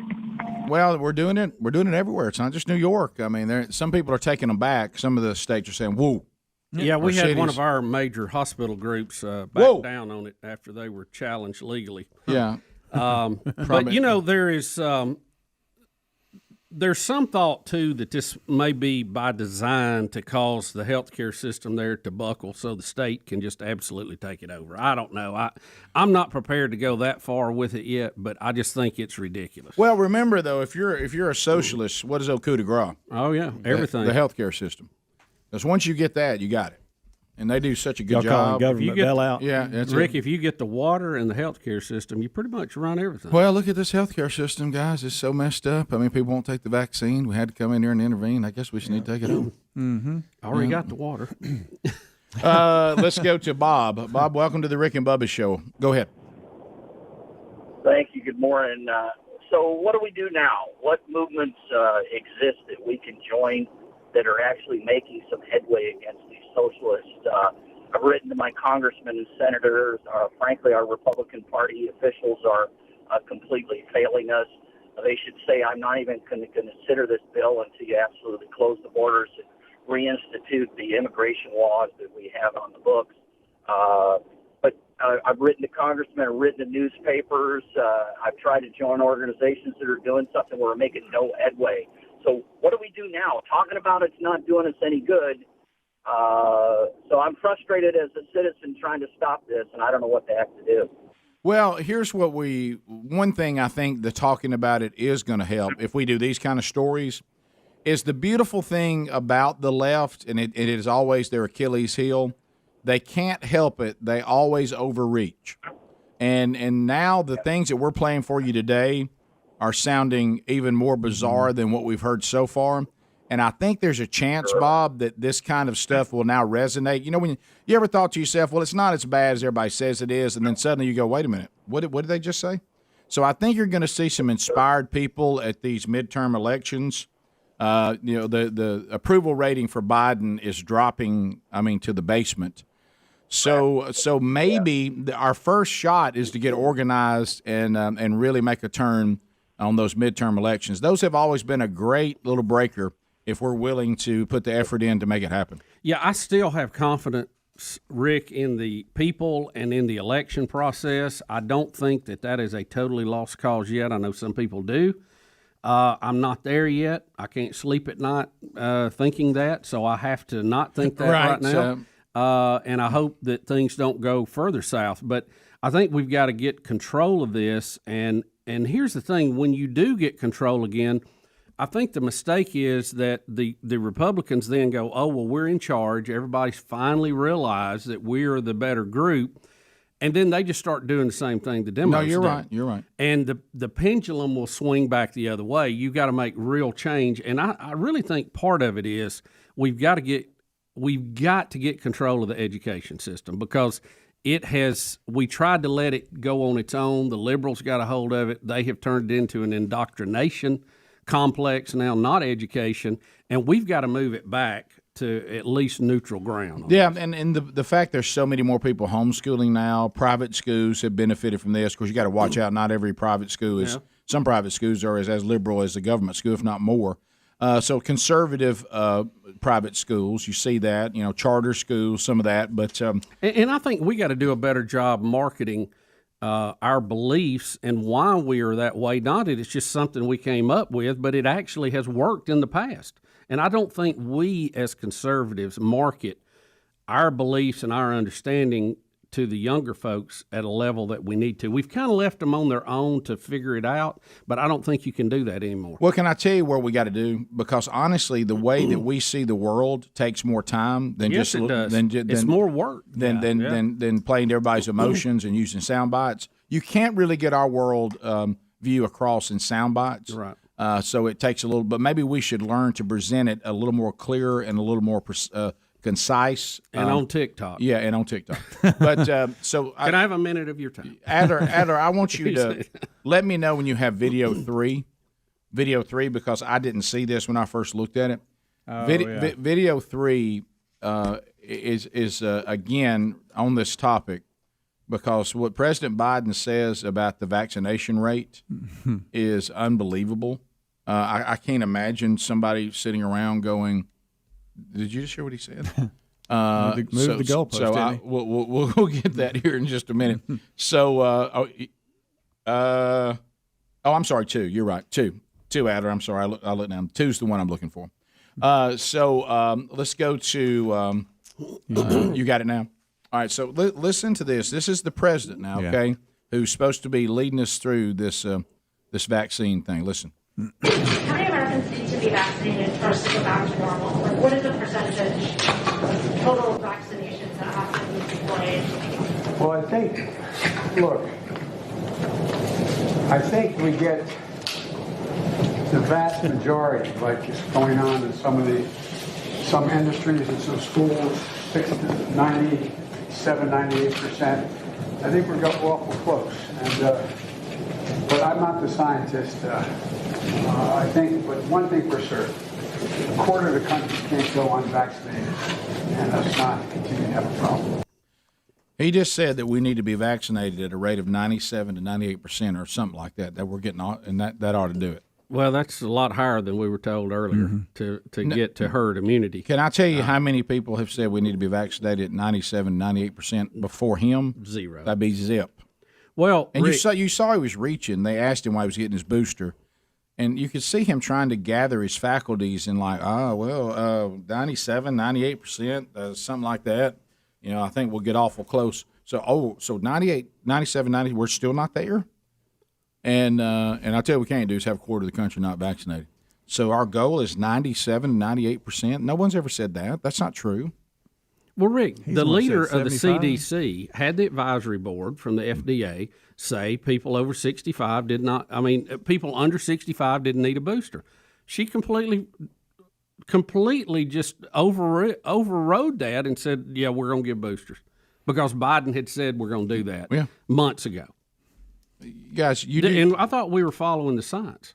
She just run roughshod over her own advisory committee telling her that we didn't need that. Do you know why I think follow the science? I'm going to go back to, I think it's actually an accurate statement now, because you have to try to follow it because it's all over the road. and good luck with it. Yeah. Let's go to Leslie in Springville. Leslie, welcome to Rick and Bubba. How are you? I'm good. How are y'all? We're great. Fantastic. It's a change of topic, but it's one that I happened to see during a commercial break. There's an article on Fox News about a Democratic, left-leaning, atheist, pro-life group that is saying that the DNC has been radically pro-abortion, but most Democrats still have supported restrictions, and that just because they don't believe in the Bible doesn't mean that the science doesn't support life beginning at conception. And then, of course, the things that the pro-life movement's always talking about the racist practices that started the abortion push and how it's disparaging against minority communities in their practice in general. Is there a question? I didn't. Are you? It's interesting information. I'm wondering if y'all had seen the article. Greg said that y'all hadn't seen it yet, and he seemed fascinated by it. Oh, okay. But it was it's out of San Francisco, and it just seemed kind of different and interesting. that because so many people identify the pro-life group as something that's Catholic or even ecumenical in some instances, but there are people that just, if we want to believe in science, have seen science that agree that an unborn child or unborn baby is still a human being. Yeah, no, actually, if you go back and look at the Kathy Ireland swap, she said that she did not have a faith-based look at abortion in the beginning, but it was the science that made her pro-life because she said science clearly says where life began. So I'd heard that statement being made before, but I didn't know they were finally doing a whole article about it. And the other thing that you said about the Catholic Church, and I know we had it and we never did it on the show, but I watched it yesterday. Did you see that Catholic priest that wore Joe Biden out? I'm talking about he's up there preaching like he's a Baptist, and he's giving him 2 barrels full. I'd like to see that. And he's even calling out the bishop, saying, "Y'all don't do anything about it. Y'all let him go." And our approach to this, letting this guy go out and blaspheme the universal church, and he went nuts on him.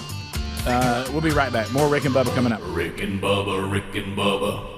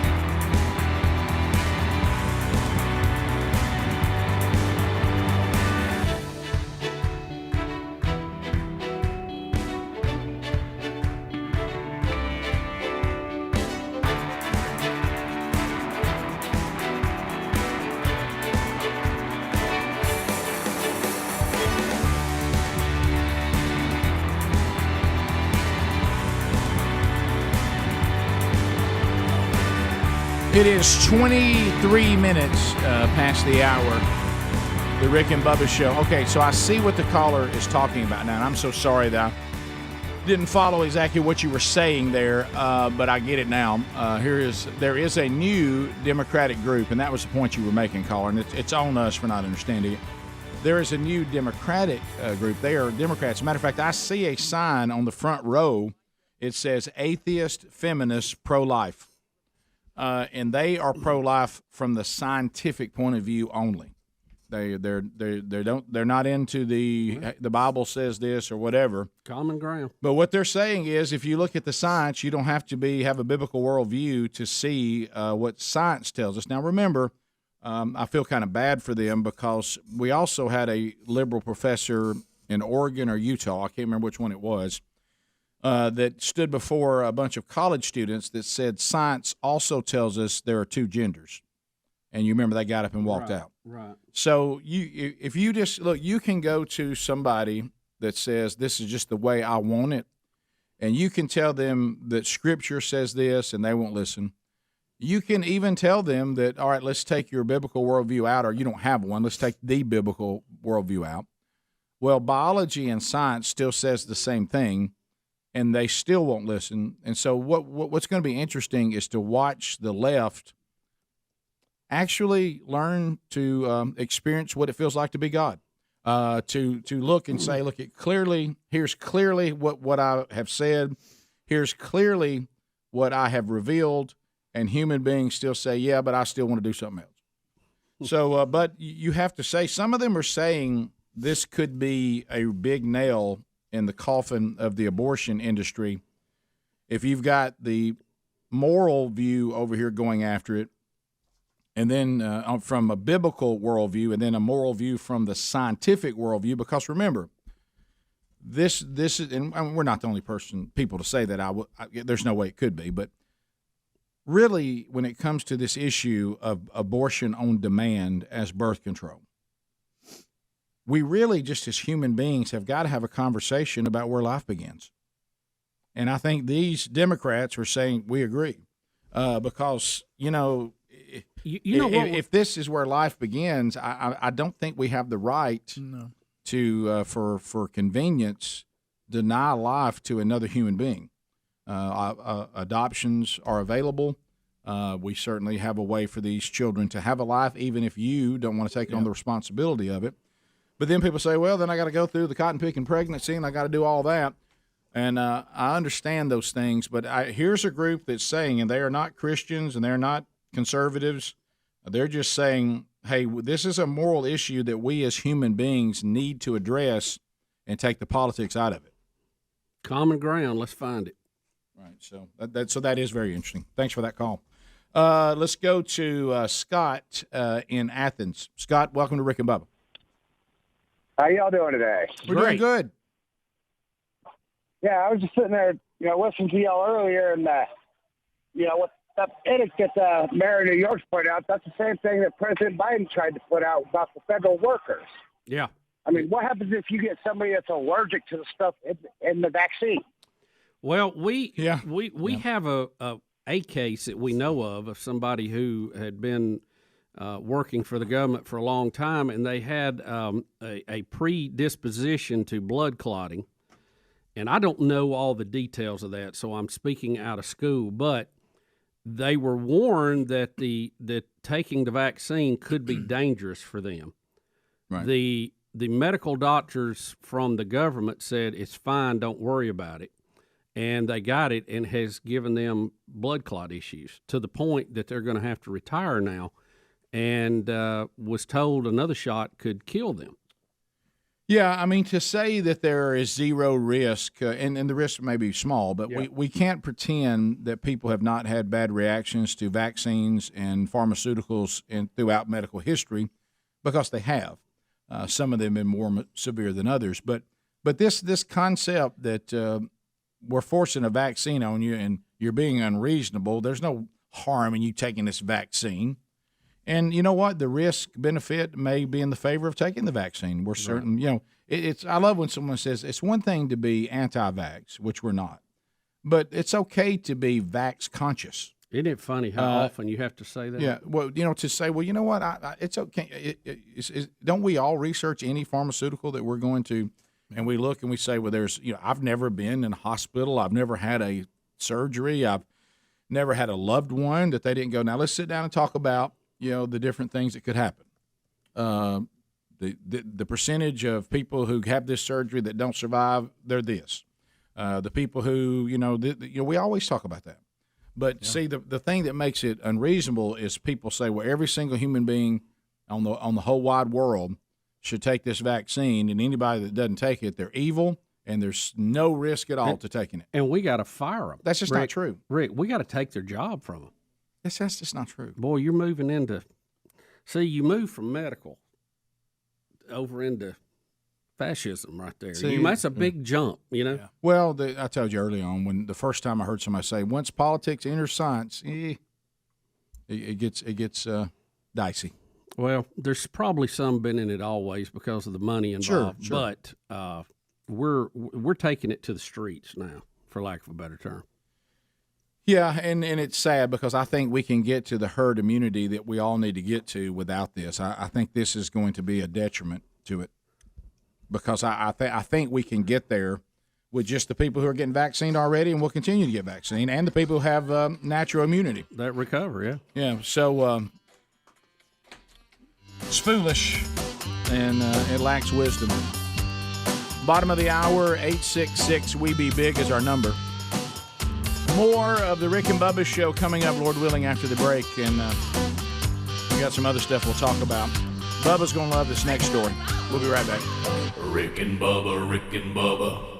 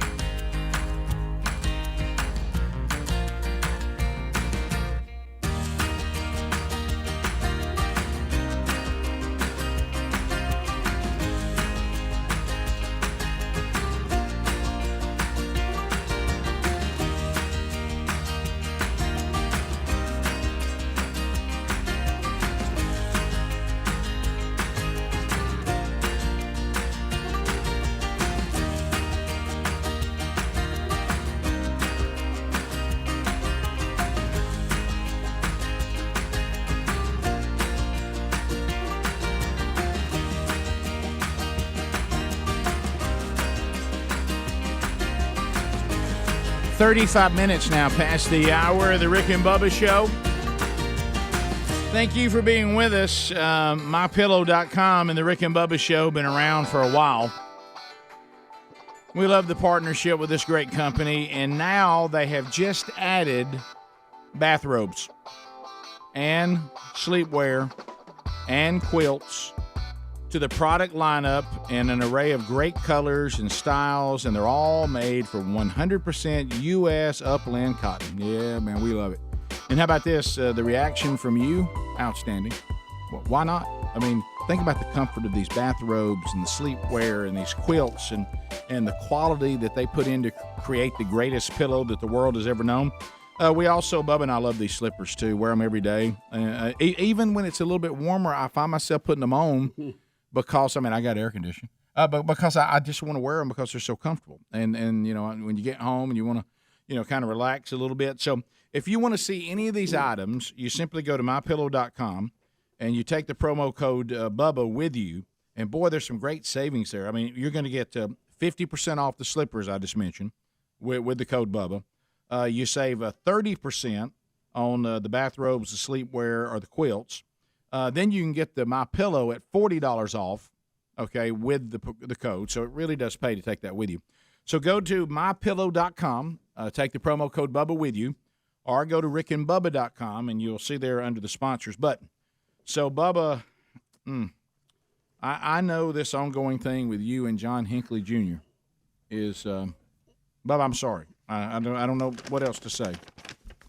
But the Justice Department has agreed to drop any release restrictions for the Ronald Reagan shooter, John Hinckley Jr. You know, I guess okay, buddy? I'm just confused, okay? I've always thought if you commit murder or you attempt to commit murder, that you probably don't get to play with the rest of the children from then on. You either forfeit your life or you get to live in the cage, the big gray bar motel, forever and ever and ever. It's a biggie. Right? I mean, what am I missing about that? Well, I mean, we're not talking about somebody, you know, a fight broke out and somebody got out of hand. I mean, we're talking about I got a gun and I planned on killing somebody. Now, not only that, we're talking about a sitting president of the United States. And sure, it's Reagan. It's a little, you know, means a little more to me, and that's fine. I accept that. That's where I was headed. But I would say the same thing about pretty much any president. Pretty much any president. Yeah, right. Yeah, you would. You would. Yeah, you do. I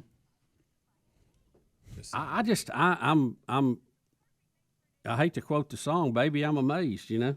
Well, it says here, and I don't think this is going to help, but what they're trying to say is the fact that he did try to shoot a president with his mental illness.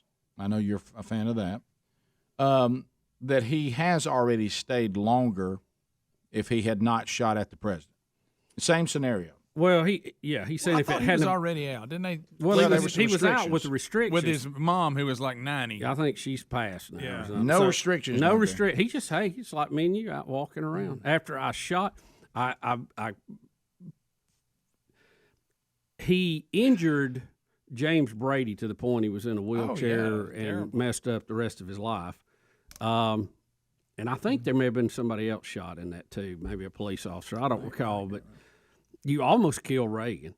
I mean, and this was early on too. I mean, I mean, what in the world? We're just letting this cat out, and he's got a YouTube channel, Greg. You know that he plays music and stuff. Well, I'm sure he does. And of course, Greg has already stated the obvious that this was done for Jodie Foster, only to find out that he was barking up the wrong tree. Yeah, don't you know? He thought, well, if I'd have known that. Yeah, that information would have been. That would have been big. He claimed that was his motivator. I mean, can I tell you who else wished that information had gotten out? James Brady. Yes, and Ronald Reagan. Yes, I agree. Mm-hmm. Just bizarre. So hey, he's out there wandering around. Or did he make that up just to get what he got? Hey, they think I'm crazy. Remember this? So he changed a little bit. He's singing songs. Remember his songs? What were they about? I don't remember. You don't remember his songs? Let's hear it. Can I play this? John Hinckley Jr. singing. So many things that I've been knowing to get me through my day. Oh boy. Even if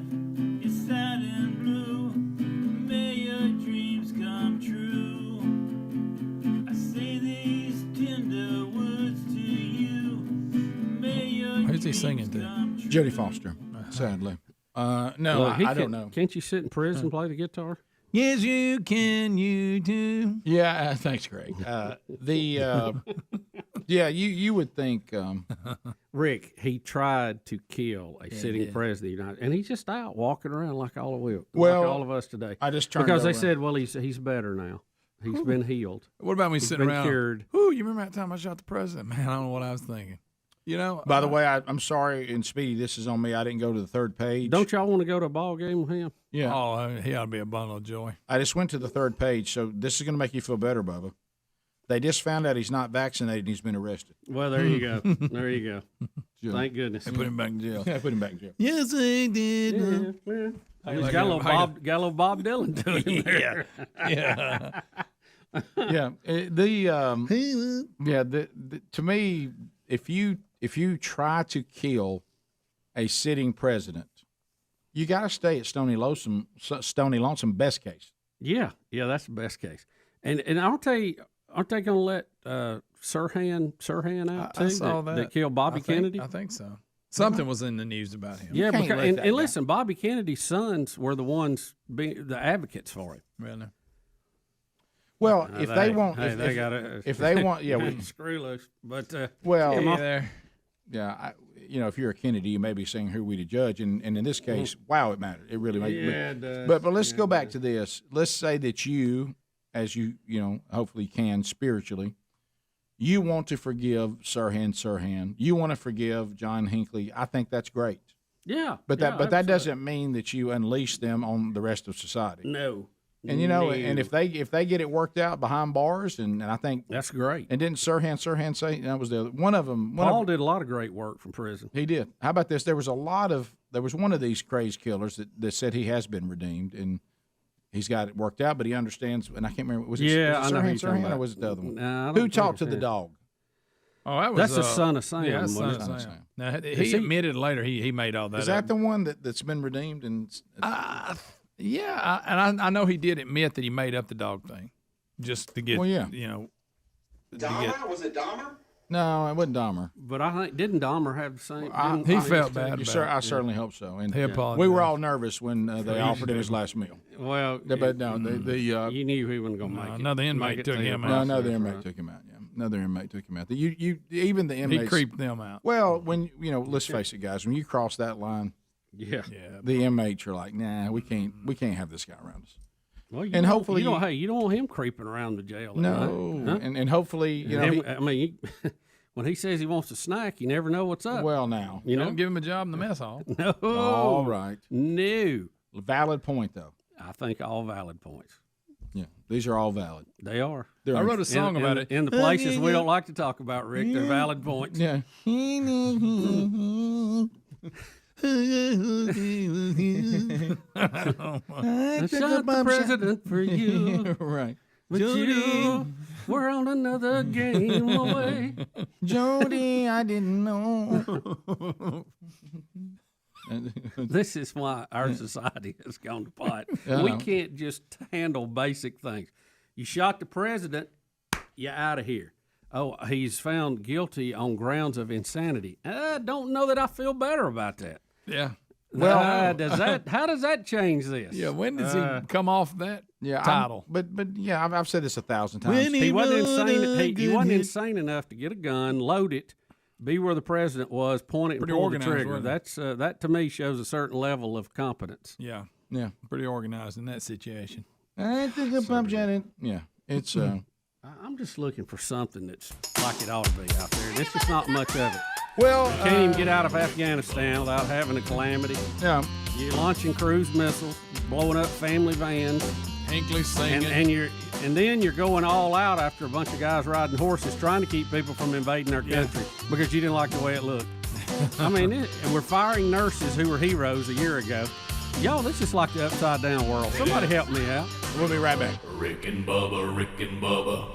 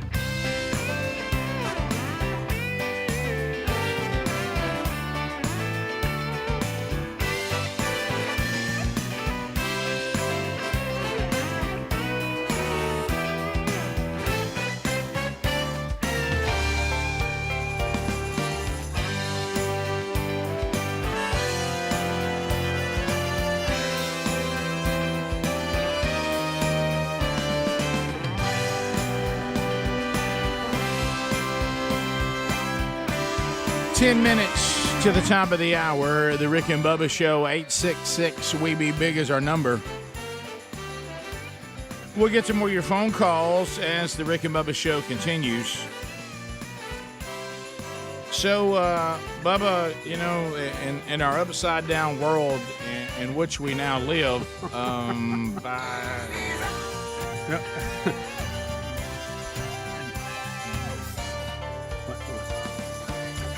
All right, so you should hold that one. Just a half a second. Let me share. It's on the same title, but let me share this email because we were just talking about the people, and democracy, and Sure. you know, that's been a common theme today through We several the topics. people, in order to form a more perfect union. This is a great email.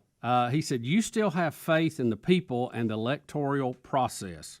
Do you realize the people of California just voted to say Gavin Newsom has done a good job, right?" That's and true. you know what, sir, and I won't use your name, good point. I'll just have to give That you is a good point. Also, kudos on that. I'm going to give props to the guy who said he heard that Jeffrey Dahmer's last meal was Five Guys. So That's funny. Sorry, that's a good one. Let me give that emailer props. That's real a quick. good one. That Rick, is. that's awful. It's over the line. It is. That is a foul. But it was- Way over. funny, It's though. funny, though. That's targeting. Sit out first half next week. Yeah, that's right. no. It was. It was. Crown of the helmet. Yeah, it was. That's over the line, but we. I don't want to say that we laughed at it when I read it. Yeah. But I just laughed at it then. I didn't mean to. Yeah. Now I realize I did, and I feel bad sure. about it. And by the way, I've sent you a contact for the people at Babylon B. Because I think they may add you to the staff. You know, so anyway, Bubba, I don't even know. I mean, I don't want to be Debbie Downer, and it's getting to the point where I think it's time for us just to laugh.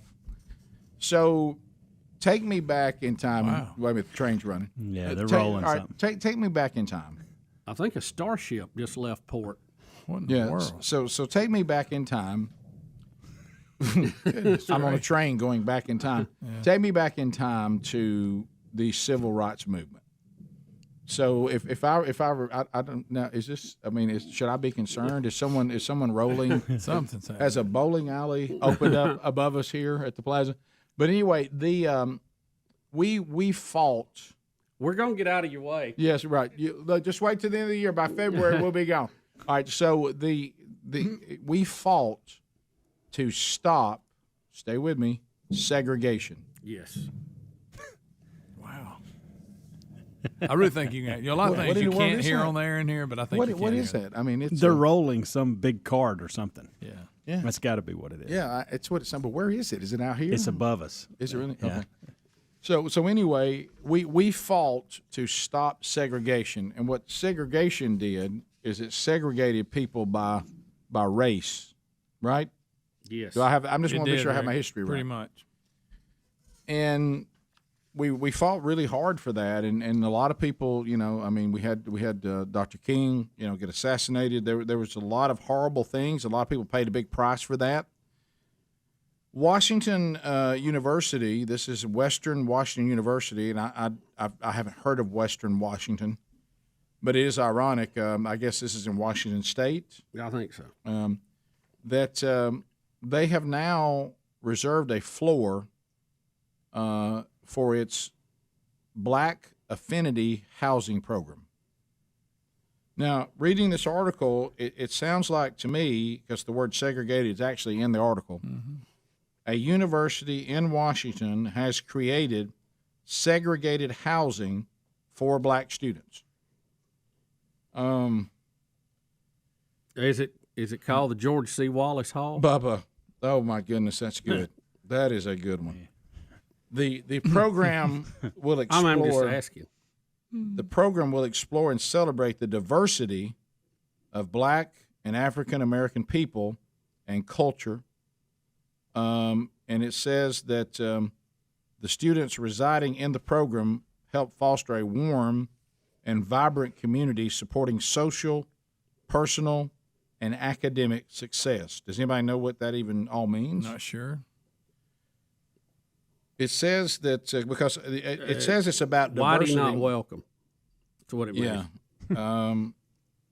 But I don't understand because here comes a line, because this is where I think we're living in a fake world. So here comes the line: black affinity housing residents, which is segregated residents. Based on race. Based on race, whether you get to be in there or not. Says it represents all diverse identities. How's that? They pride themselves on fostering a sense of belonging for all residents, I guess except white ones, by creating a safe environment for open, honest, and sometimes challenging dialogue. No, not really. It sounds like you're walling yourself off away from everybody, like-minded, and you're going to build a little world that is your own little world. Rick, I know I didn't graduate from college, but I don't. When you're all one race, I think the word diversity should not be used. Right? Well, you know how If they're you go probably by the using it. meaning. You know how they're probably using it. Well, it says they pride themselves. Yeah. That may be another word to look out for there. It's just, I don't know.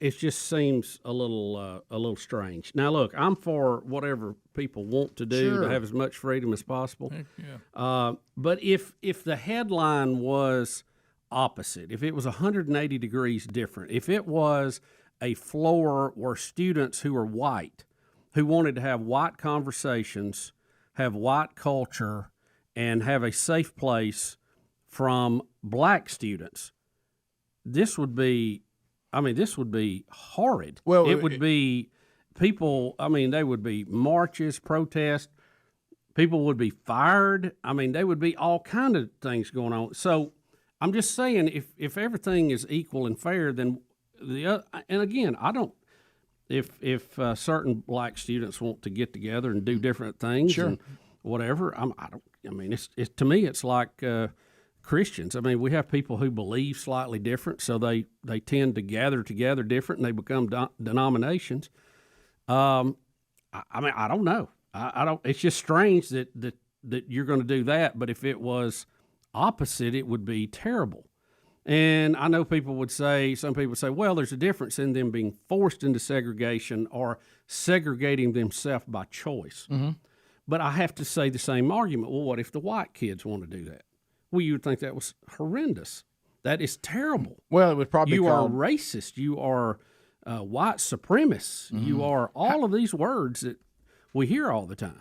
I don't know. I don't know how you square that up. How's this any different than, and I'm not saying that it should be this way, but like country clubs and different places who were told, look, you only got one race of people in them. How is this any different? Well, that example it really lines up with, because they're creating an exclusive gathering of people of the same ethnicity and saying no one else is allowed. Yeah. So, which is an idea and a concept I thought we had put on the trash pile of history to go. That's not very wise. Well, I will say too, I don't think it's healthy for any group of people to do that, because I think you do need to interact with people of other ethnicities, other cultures, other beliefs, so that you can, I think that helps you to grow as a person. And certainly everybody has something to bring to the table, and you benefit from those relationships. I know that it seems that we all have. This seems, again, this weird time we're living in, like we've all decided to take steps backward. Yeah. Especially in race relations. It's like it was getting too good and we were making too much progress, and somebody said, well, we can't have that. And now there's kind of an attempt to change all that. But anyway, I guess if it's not illegal, they certainly can do it, and it's their right to do so. It just, like you say, seems like going back in a different direction, because it will spawn the kind of things that you mentioned. Yeah. Top of the hour. If you leave us, have a big day. You got more Rick and Bubba.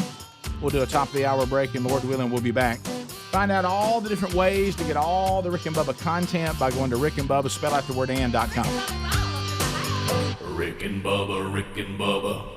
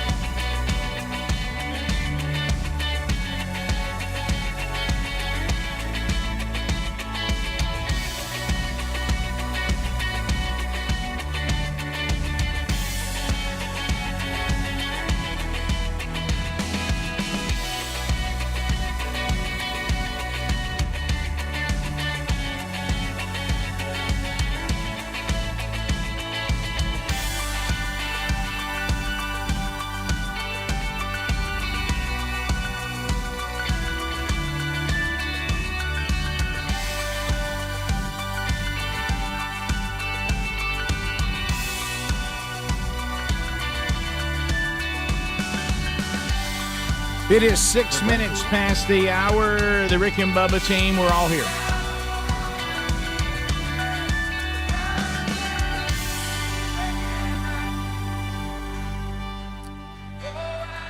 So, Bubba, let me look at the O'Reilly Auto Parts upcoming events, things going on with the Rick and Bubba show.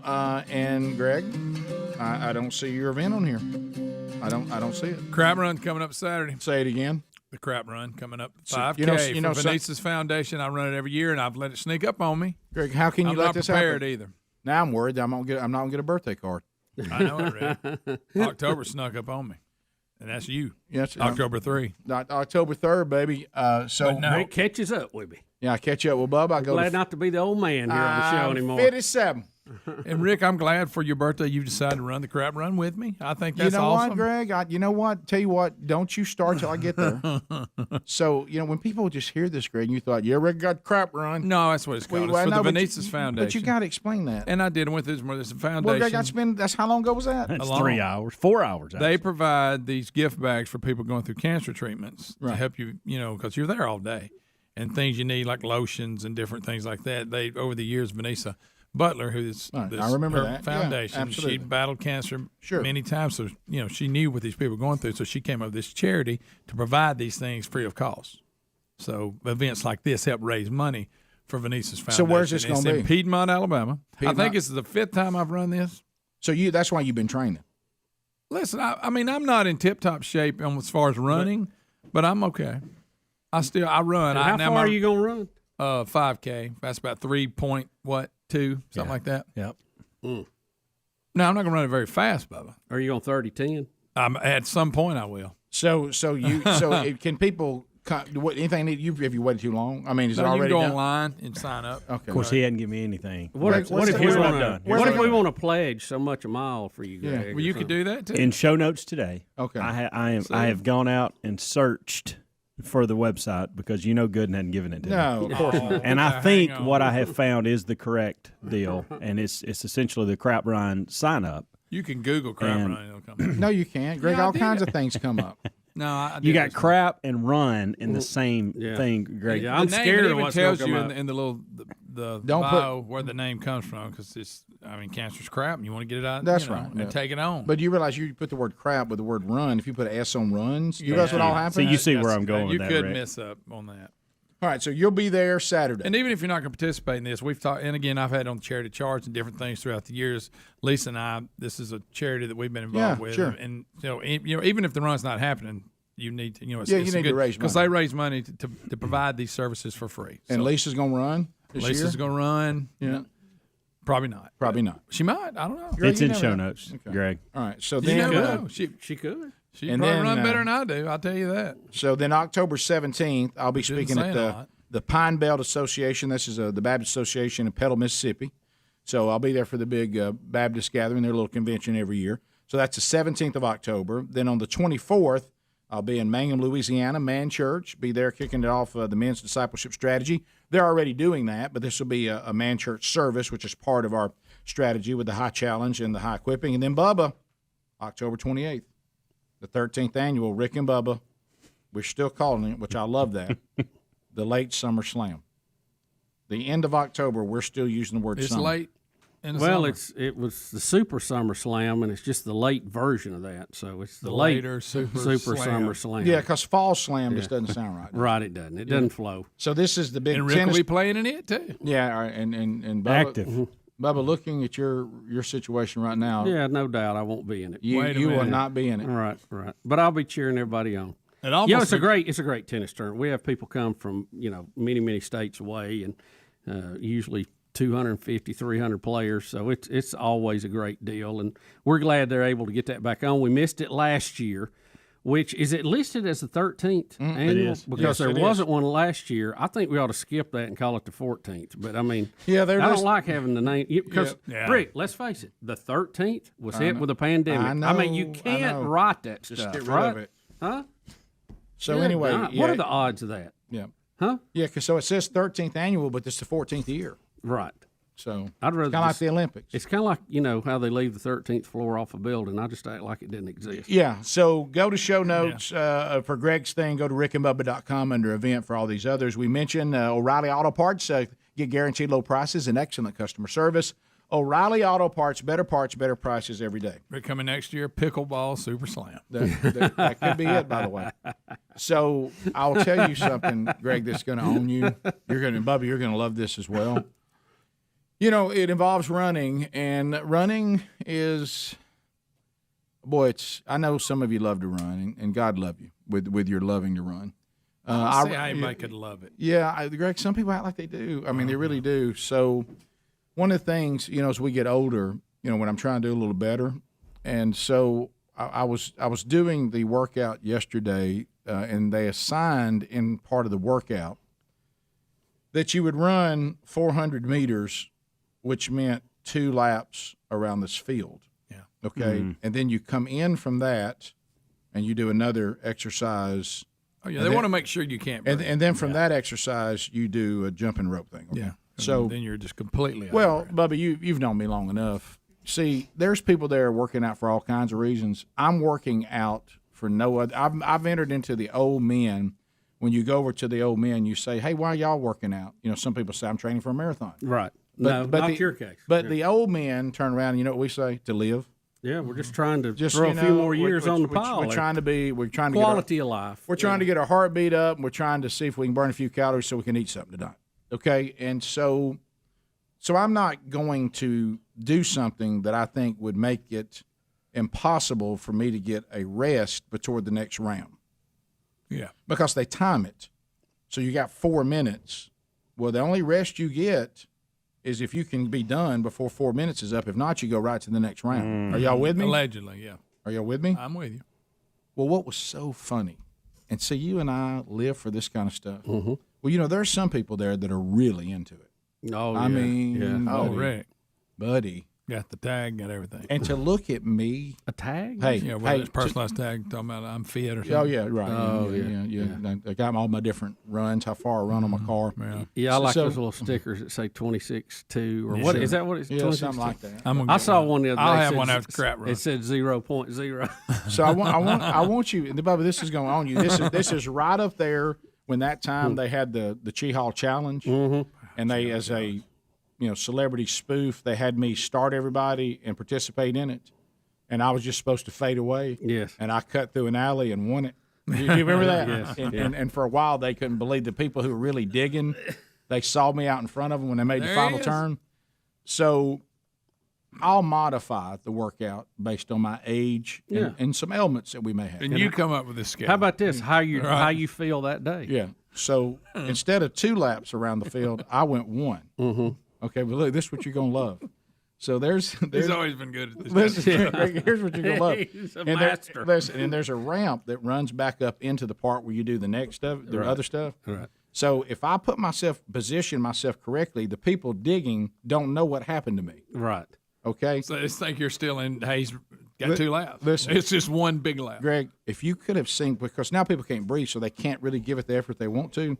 All of the ones that were digging as hard as they could go to get 2 laps in to get the time kept running in, and I was already on the second exercise and watching their minds trying to figure it out.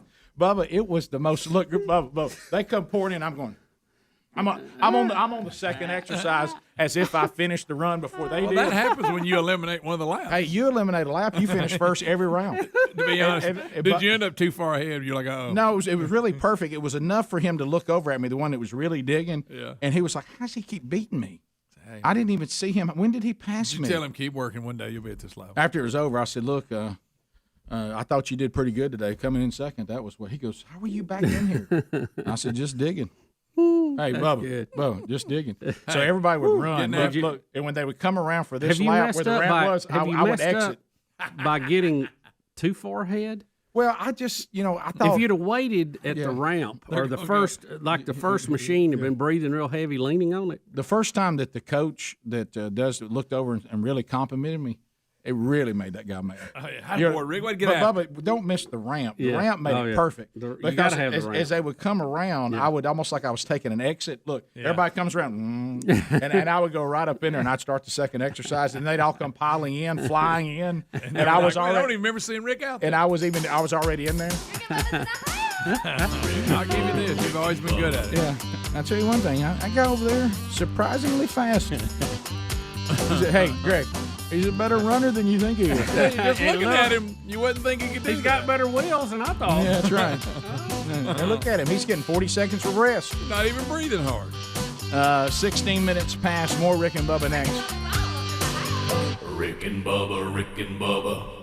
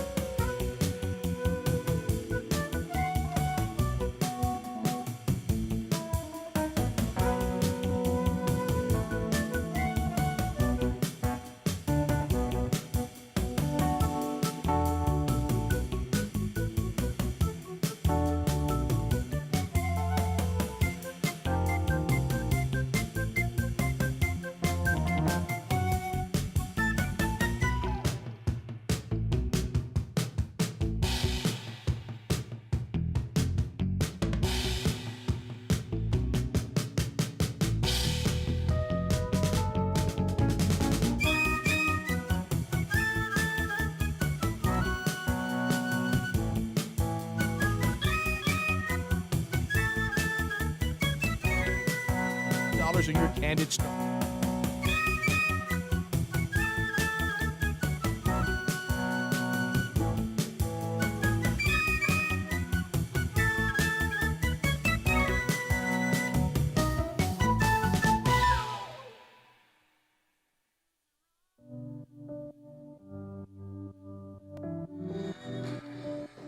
$22 minutes past the hour. The Rick and Bubba Show, 866-WE-BE-BIG is our number.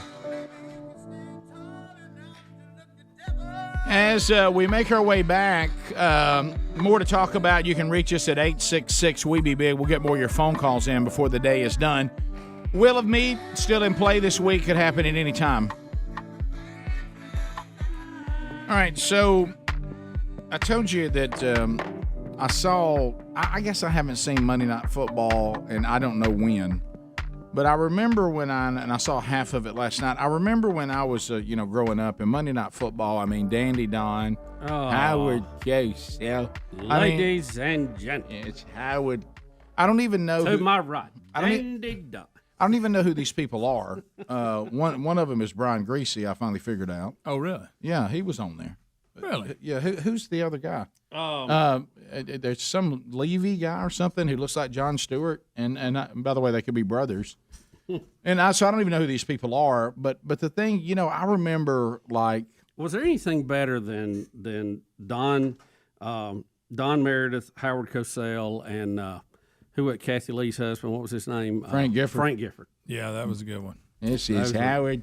I felt like they did it forever. Yeah. Well, I wish they could still do it. Don't forget OJ had a run. But that was later on when it Joe got Namath. weird. It got weird then. On that particular play. Yeah, Joe Namath was a great quarterback, good guy, terrible announcer. When Dandy Don would start talking about the fat lady singing, he could hear her warming up. Oh, I loved it. That is good stuff. Gosh, I loved it. That was a good one. Don, that's a good one. That says Howard. But anyway, you go. Howard was it. You go back to last night, and I'm very intro sensitive. I've told you, I really, like most things in life, I enjoy the build-up to the game more than the game. Now, I always thought the later intro they had was pretty good. Is that the one Have you seen the new one? with Hank or No. Carrie? That's what I wasn't ready for. That Sunday night is the Carrie Underwood. Carrie is Sunday night. Sunday night NBC. Yeah. But this thing last night. They did away with Hank, brought him back. Is he gone again? Wait a minute. Is this what they do every time? Oh, I hadn't seen it. Last night it looked like, I don't know who this person was doing a cover of All Night Long by Lionel Richie.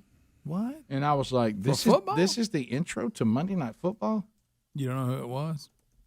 You know who it looked like? Who's that cat that did the Farrell? What's his name? Oh. He looked like that. Might have been him. Okay. Had a funny hat on. But I mean, it didn't feel very gridiron-like Yeah, it at didn't all. get you pumped. No, it didn't. I mean, the way Are you ready for some football? all night long, and they were showing highlights with that playing. It was. I'd rather have Rockin' Randall Hank. It was not. You're trying to find it. What happened to Randall? I mean, am I on the wrong channel? I mean, I think that was Aloe Black singing that. so I did see Aloe Black. What Don't about know all my him. rowdy friends are coming over tonight? We don't do that one anymore? Yeah, that's the guy that was singing it. He does it like Farrell a little bit, by the way. They favor. Aloe But Black. just like this, I guess I just just like the don't know play-by-play music. guy looks like Jon Stewart. I don't know who any of these people are. Aloe Black sings that song, I'm the man, I'm the man, I'm the man. That's a good Adler. Yes, I am, yes, I am, yes, I am. That's good. That's good. We got it. But What if John Hinckley Jr.? oh, okay. All right, we got it.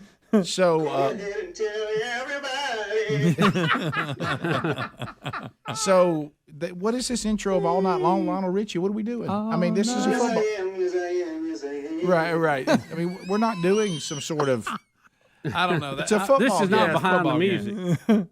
Come on. Now. So you didn't like it? No, not well. You have to understand, Speedy. I left Monday Night Football. I've been gone it's your for first years. time back, right? And I come back, and this is what's happened to it. I get it. I mean, it's. I got you. I mean, But how did it go, Adler? Yes, I am, yes, I am. but it's is this what they do every Monday night, all night long? Is that what we do?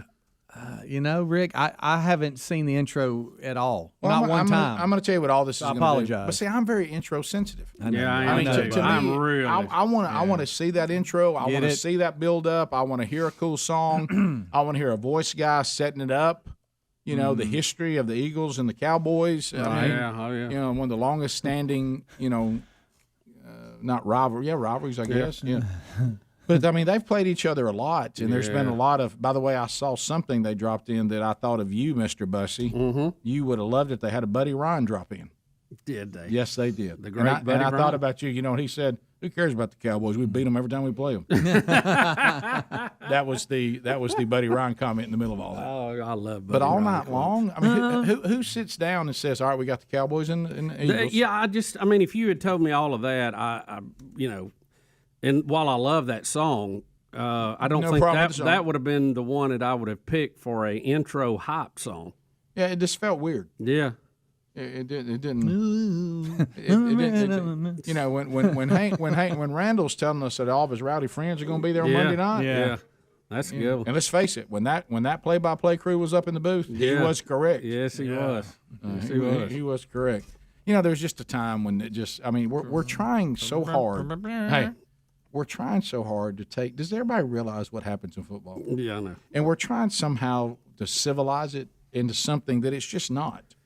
I mean, you know, we're trying to do all these things. We're afraid somebody's going to get hurt. Got 50 national anthems. You know what you forget when you're in the stands or watching on TV? I didn't see that, by the way. If you've never been on the field or stood on the field or whatever, let's just say a college level game, the crashes are violent. Oh, yes. They are like little mini car wrecks. And you hear all the pads compressing and the helmets and occasionally a bone, and it's a very violent down if you're at ground level. Are you like me and you're surprised how many hits there are in the game that the guy just gets up and goes back to the huddle? Yeah, did you think, how are you walking after that? Thank you. Now, on TV, you see it, you go, well, he got knocked down, but no. Now, like you know, I saw a guy catch one over the middle last night, the tight end, and he was just upended, just full speed. Somebody's body hit him in his thighs. And just flipped him. And he gets up, puts the balls down, goes back, gets back up. I saw that on the clip today, and I thought, how did that guy's knee? Do you uncontrollably go, ah? I did. I was, wow. Oh, my. Do you remember, Rick, and I know this is even oh, my gosh. A more an example that you'll remember more is when we were on the sidelines with the Titans. Oh, yeah. And we saw Ray Lewis and Eddie George hit about 5 foot in front of us. Wow. And I have seen car wrecks wasn't that violent. I felt it under my shoes. Yeah, it was unbelievable. And both of them got up and started jawing, and I thought, how's anybody living after that? I did. That was one of the most violent collisions I've ever seen. And you know what we thought to ourselves? That is awesome. Yeah. Wow. I don't want to be in that. That is so awesome. Let me get out of the way. Phone calls next. Rick and Bubba.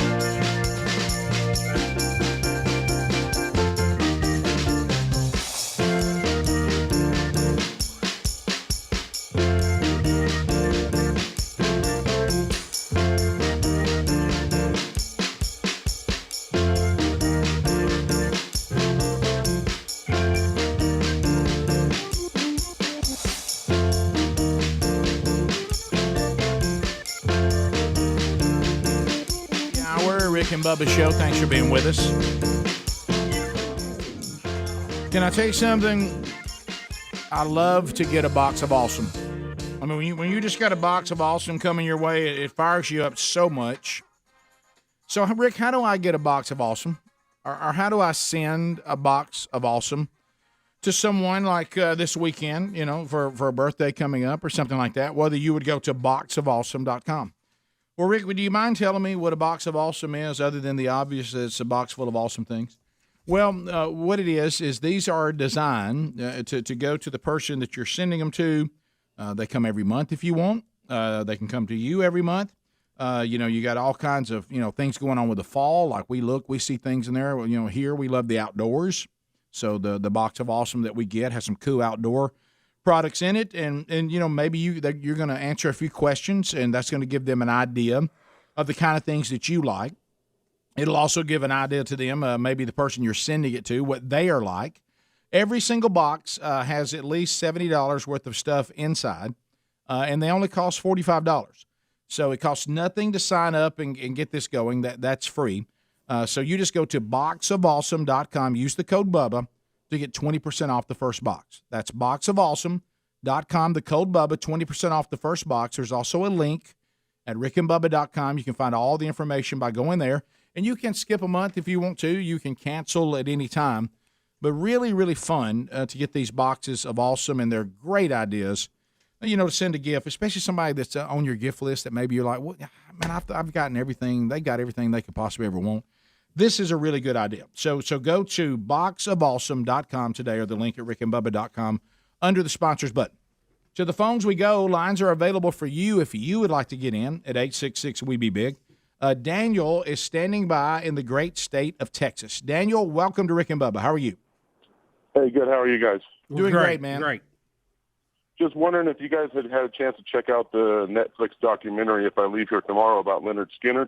All right, so Greg, there's multiple Leonard Skinner documentaries. There are. I have seen, what is it? The one on Gone with the Wind. TV, that's about a 3-hour one. Yes, this one is. I've seen this one too, and it has parts of what you've already seen, but it's good. So where is it on? Netflix. Netflix, and I've it's seen called. that one. And it's called what? If I Leave Here Tomorrow. Daniel, have you seen it? Yeah, I watched it, and I know this audience is probably very familiar with Leonard Skinner, but there's probably maybe some kid out there in the car that's probably never heard of him, and maybe they'll watch it, because that's how my kids learned about music, is with like playing Guitar Hero.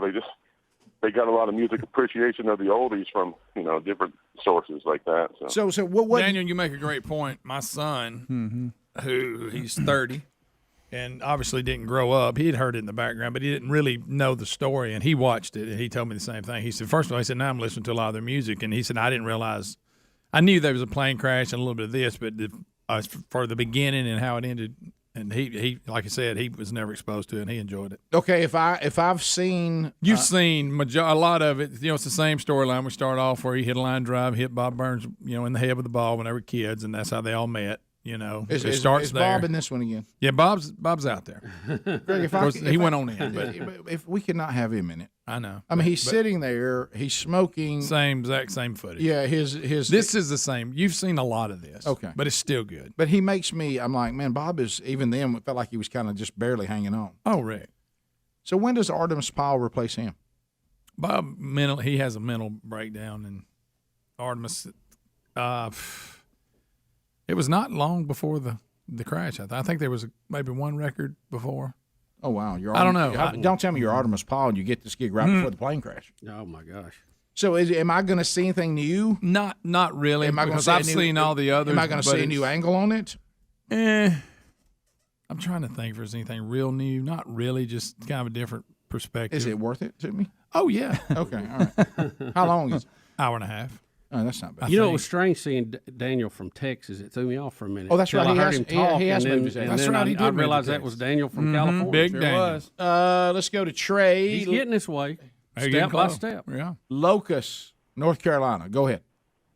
What's up, fellas? How we doing? You're doing fired up, buddy.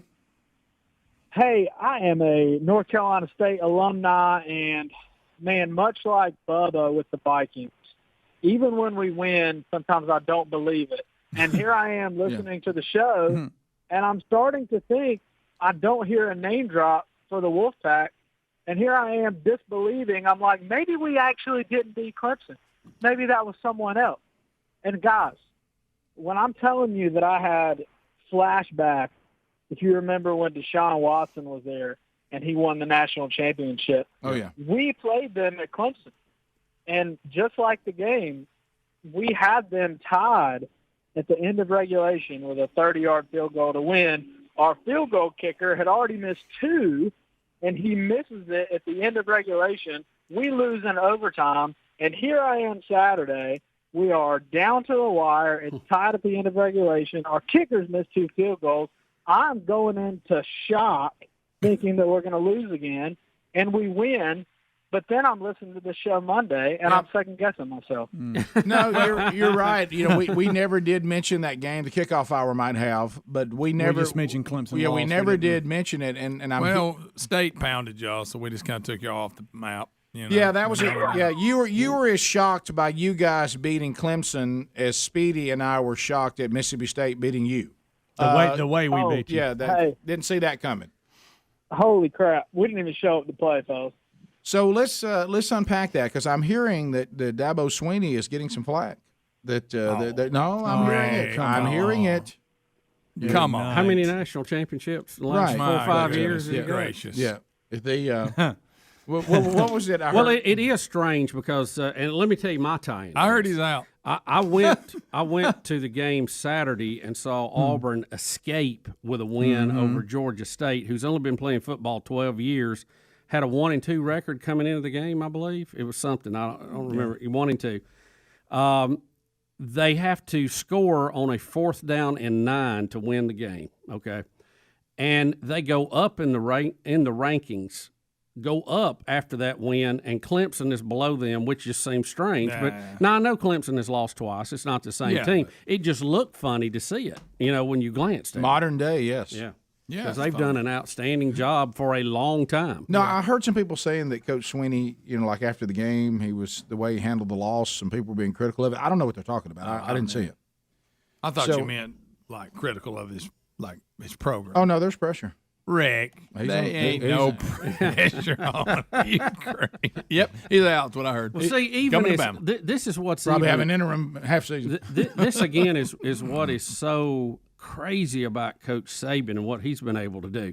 You saw Clemson; they go up. They've had some very good teams. Beat Alabama bad. Won the national championship games.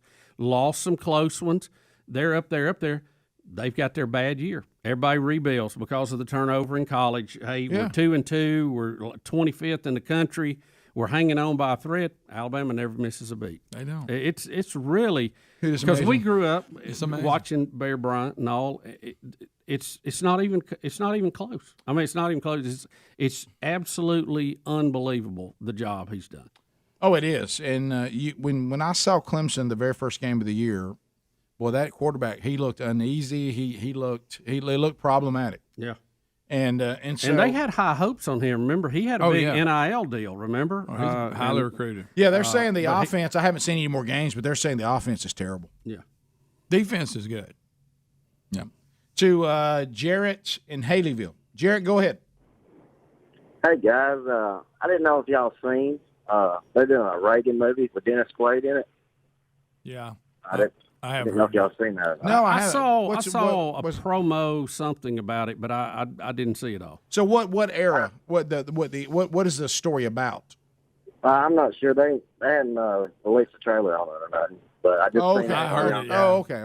Yeah, I did hear that. Yeah, I'd like to see that. Or at least see the trailer. See what their angle is on it. Yeah. Alex City. Nick is standing by. Nick, go ahead.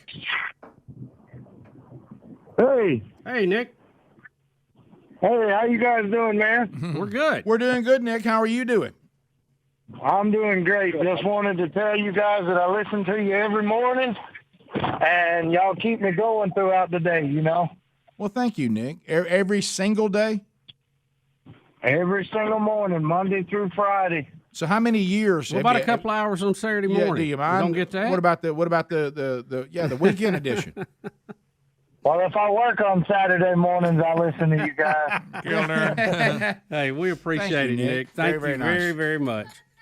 Yeah, I was headed out Saturday morning this week, and I actually listened to it. I heard that Cliff Sims thing again. Yep. That was quite the interview. It really was. Cliff, we could have took an hour on about any of those topics and just had at it. The song just kind of comes out of nowhere.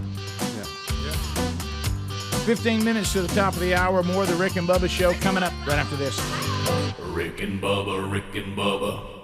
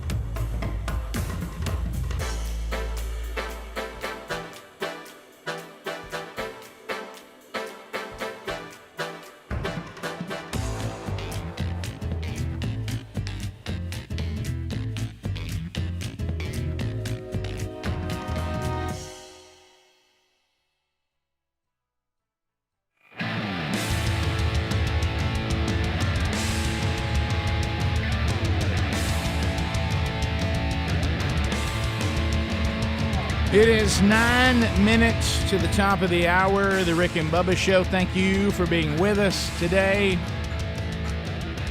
We've had some fun, and if time is wrapping up, be paying attention for the Wheel of Meat before the week is done this week. So, once again, that is disturbing, isn't it? Yeah, have we... We have debates among ourselves. Oh, yeah. That are sometimes on the air, sometimes they're not on the air. Yeah, sometimes they're not. And yeah. sometimes they're about Sometimes absolutely ridiculous Sometimes they things. shouldn't be on the air. And we try to see how far an exaggerated argument we can make for our position, even if we don't believe it sometimes. Of course, yeah. It's like you're playing a lawyer in a courtroom. Yeah. And so we got into this is a long story if you tell the whole thing. It actually started with a lady who called to complain about the way I said Clemson. What is she saying? She said I put a P in it. You're saying Clemson? I don't even know how you put a P in it. Or you say it again. Well, now you know you can't now because she said something. Clemson. Yeah. Clemson. There it is. There's no P in Clemson. Clemson. Clemson. Yeah, you got it. That's right. There's no P in that. I think when you just say it regularly, she thinks she hears a P. Clemson. She thinks says you're putting a P. Yeah. Maybe I've got a lisp or something. Yeah, She's now hearing that's that. what it is. So Helms can say it like she said I was saying it. Helms, will you say Clemson. Say it again. And then what this led into is even funnier, and how we resolved it. That's what's really funny. That is weird. So she's saying you say. How did she say I said it? And she was like dealing with patients and stuff. Yeah, she said she didn't really need to be calling, but she said she had heard it long enough and she couldn't help herself. I tried to get her to go on the air. She said you're saying Clemson.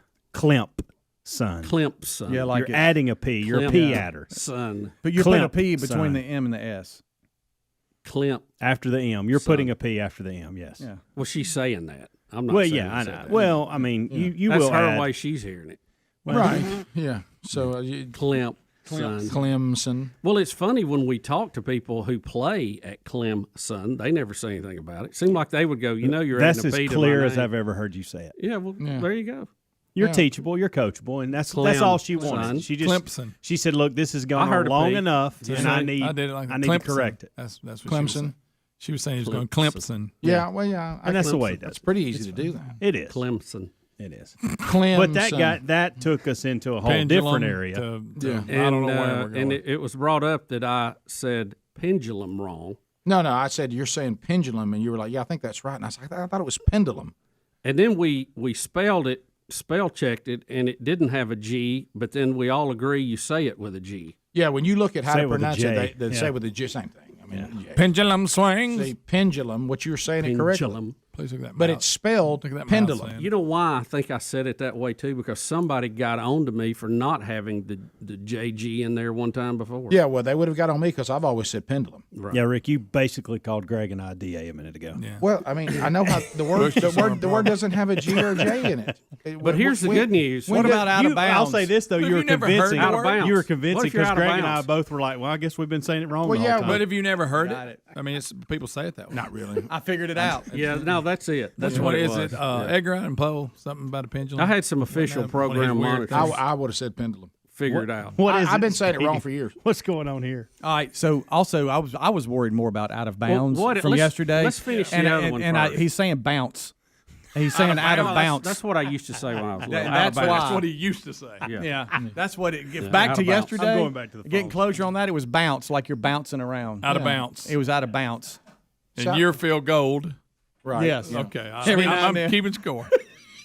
And you're And apparently I'm pendulum. And I'm pendulum. Pendulum. Rick's Phil pendulum Gold. for some reason. But I guys, think don't we all say Phil Gold with a D on the end of it? No, even I though don't. it's supposed I to be Phil Gold. You know why? No. Phil I don't. Gold. I don't say that. What Gold about is Phil like Gold? gold. It's I a color. hear it's a D on mineral. What was the y'all's other called. word you were getting on me about the other day? And I started, guitar. Yeah, That's it. guitar. Guitar. Yeah, you got the emphasis on the wrong part. And then of I the go, word. guitar. It's a guitar. Guitar. Yeah. I say Guitar. play, while my guitar gently weeps. Yeah, and how do you say Guitar. Hawaii? Hawaii? Mm-hmm, yeah. You used to say Hawaii? when you say It's it. like you Hawaii. Say, Yeah, it's Hawaii. Yeah, I'm going to Hawaii. But anyway, All right, register. Register. there you All right, go. there it is. But how about this? I never I knew. can mockingbird. It's when I'm on freelancing when I got problems. So when I'm out there on my own. Y'all, I missed P because I had speech. I'm sorry. Can somebody tell me though how pendu is the J sound? It isn't, but that's just the way it is, Rick. It's one of them things. I mean, it's spelled PEND. The pendulum. Pendulum. The people who came up with the quote unquote How rules can of that English, word be somebody pendulum? needs to be taken out and horsewhip. I guess the UL has a J. Does it? Not really, but I've never heard that before. I haven't either. In that particular case, the D has to sound like a J, which sounds like a G. Remember what we said before? No, we've said this before.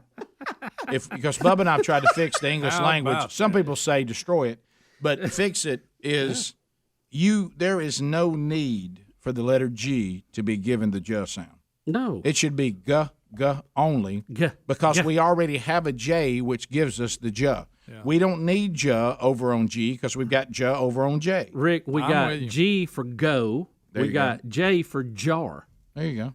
Go jar. Right. So then they take the G and say, well, sometimes it's got a J. And apparently, sometimes DU has a J. Go figure. So there's your speech class for today. Yeah, there we go. Boys I want and you to girls. know I thought about your out of bounds all day yesterday, and I was going, how in the world could he be messing that up? I thought you just misunderstood everybody. What But if now a- when you said it today, you said bounce. What if and a that's why I get it Clemson now. What if a Clemson player goes out of bounds? He was clearly out of bounds. Well, that's going to be the swing of the pendulum in this game.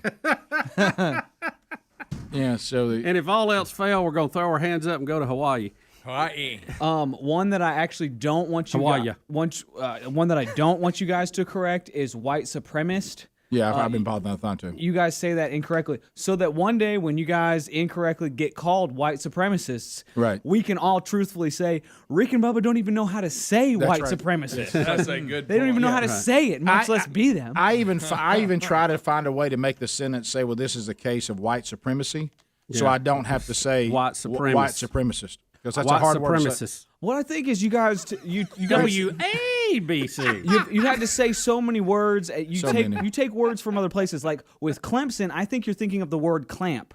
You know, to clamp onto something. Clemson. You know, That's really bad. I think it's just Come like on, Clemson. when your mouth has to Clemson. Beat him, Clemson. Come on, Clemson. But Clemson. He was clearly out of bounds. He was out of bounds. There's just so many words. I think you guys like spatula. I think the word bachelor, like you know. No, this goes back to me being a kid, I think. I just never changed it. And then I refused to change it. That's it. Yeah. I dug in. Hey, well, you know, Spatula. it's good to be. See, it's good to know who you are. And then I think like when you said on white supremacist, I think that we're willing. We know that's what it is, but it takes too much effort to say it. It's that a way. long It's word. a long word. White supremacist. Rick and Bubba don't even know how to say that. What about the much people that less add be an there. R to wash? Wash. Well, you cannot accuse us of something we don't know how to say. Right. I got to wash my clothes. Say OIL, Greg. Oh. Oil. It's oil. Yeah, I don't feel right. I don't know. It's too many syllables. Oil. It's just one word. Oil. Damn, oil. Bubba, Rick and Bubba.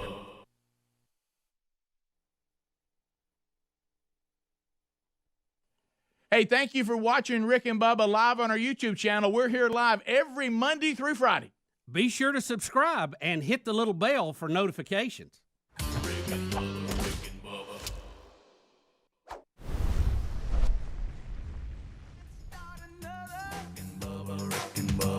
Day without him, brother. Rick and Bubba, Rick and Bubba. Oh, there is no other. Rick and Bubba, Rick and Bubba. Waking on their blubber. Rick and Bubba, Rick and Bubba. Gonna be a big star. Rick and Bubba, Rick and Bubba. Fat will get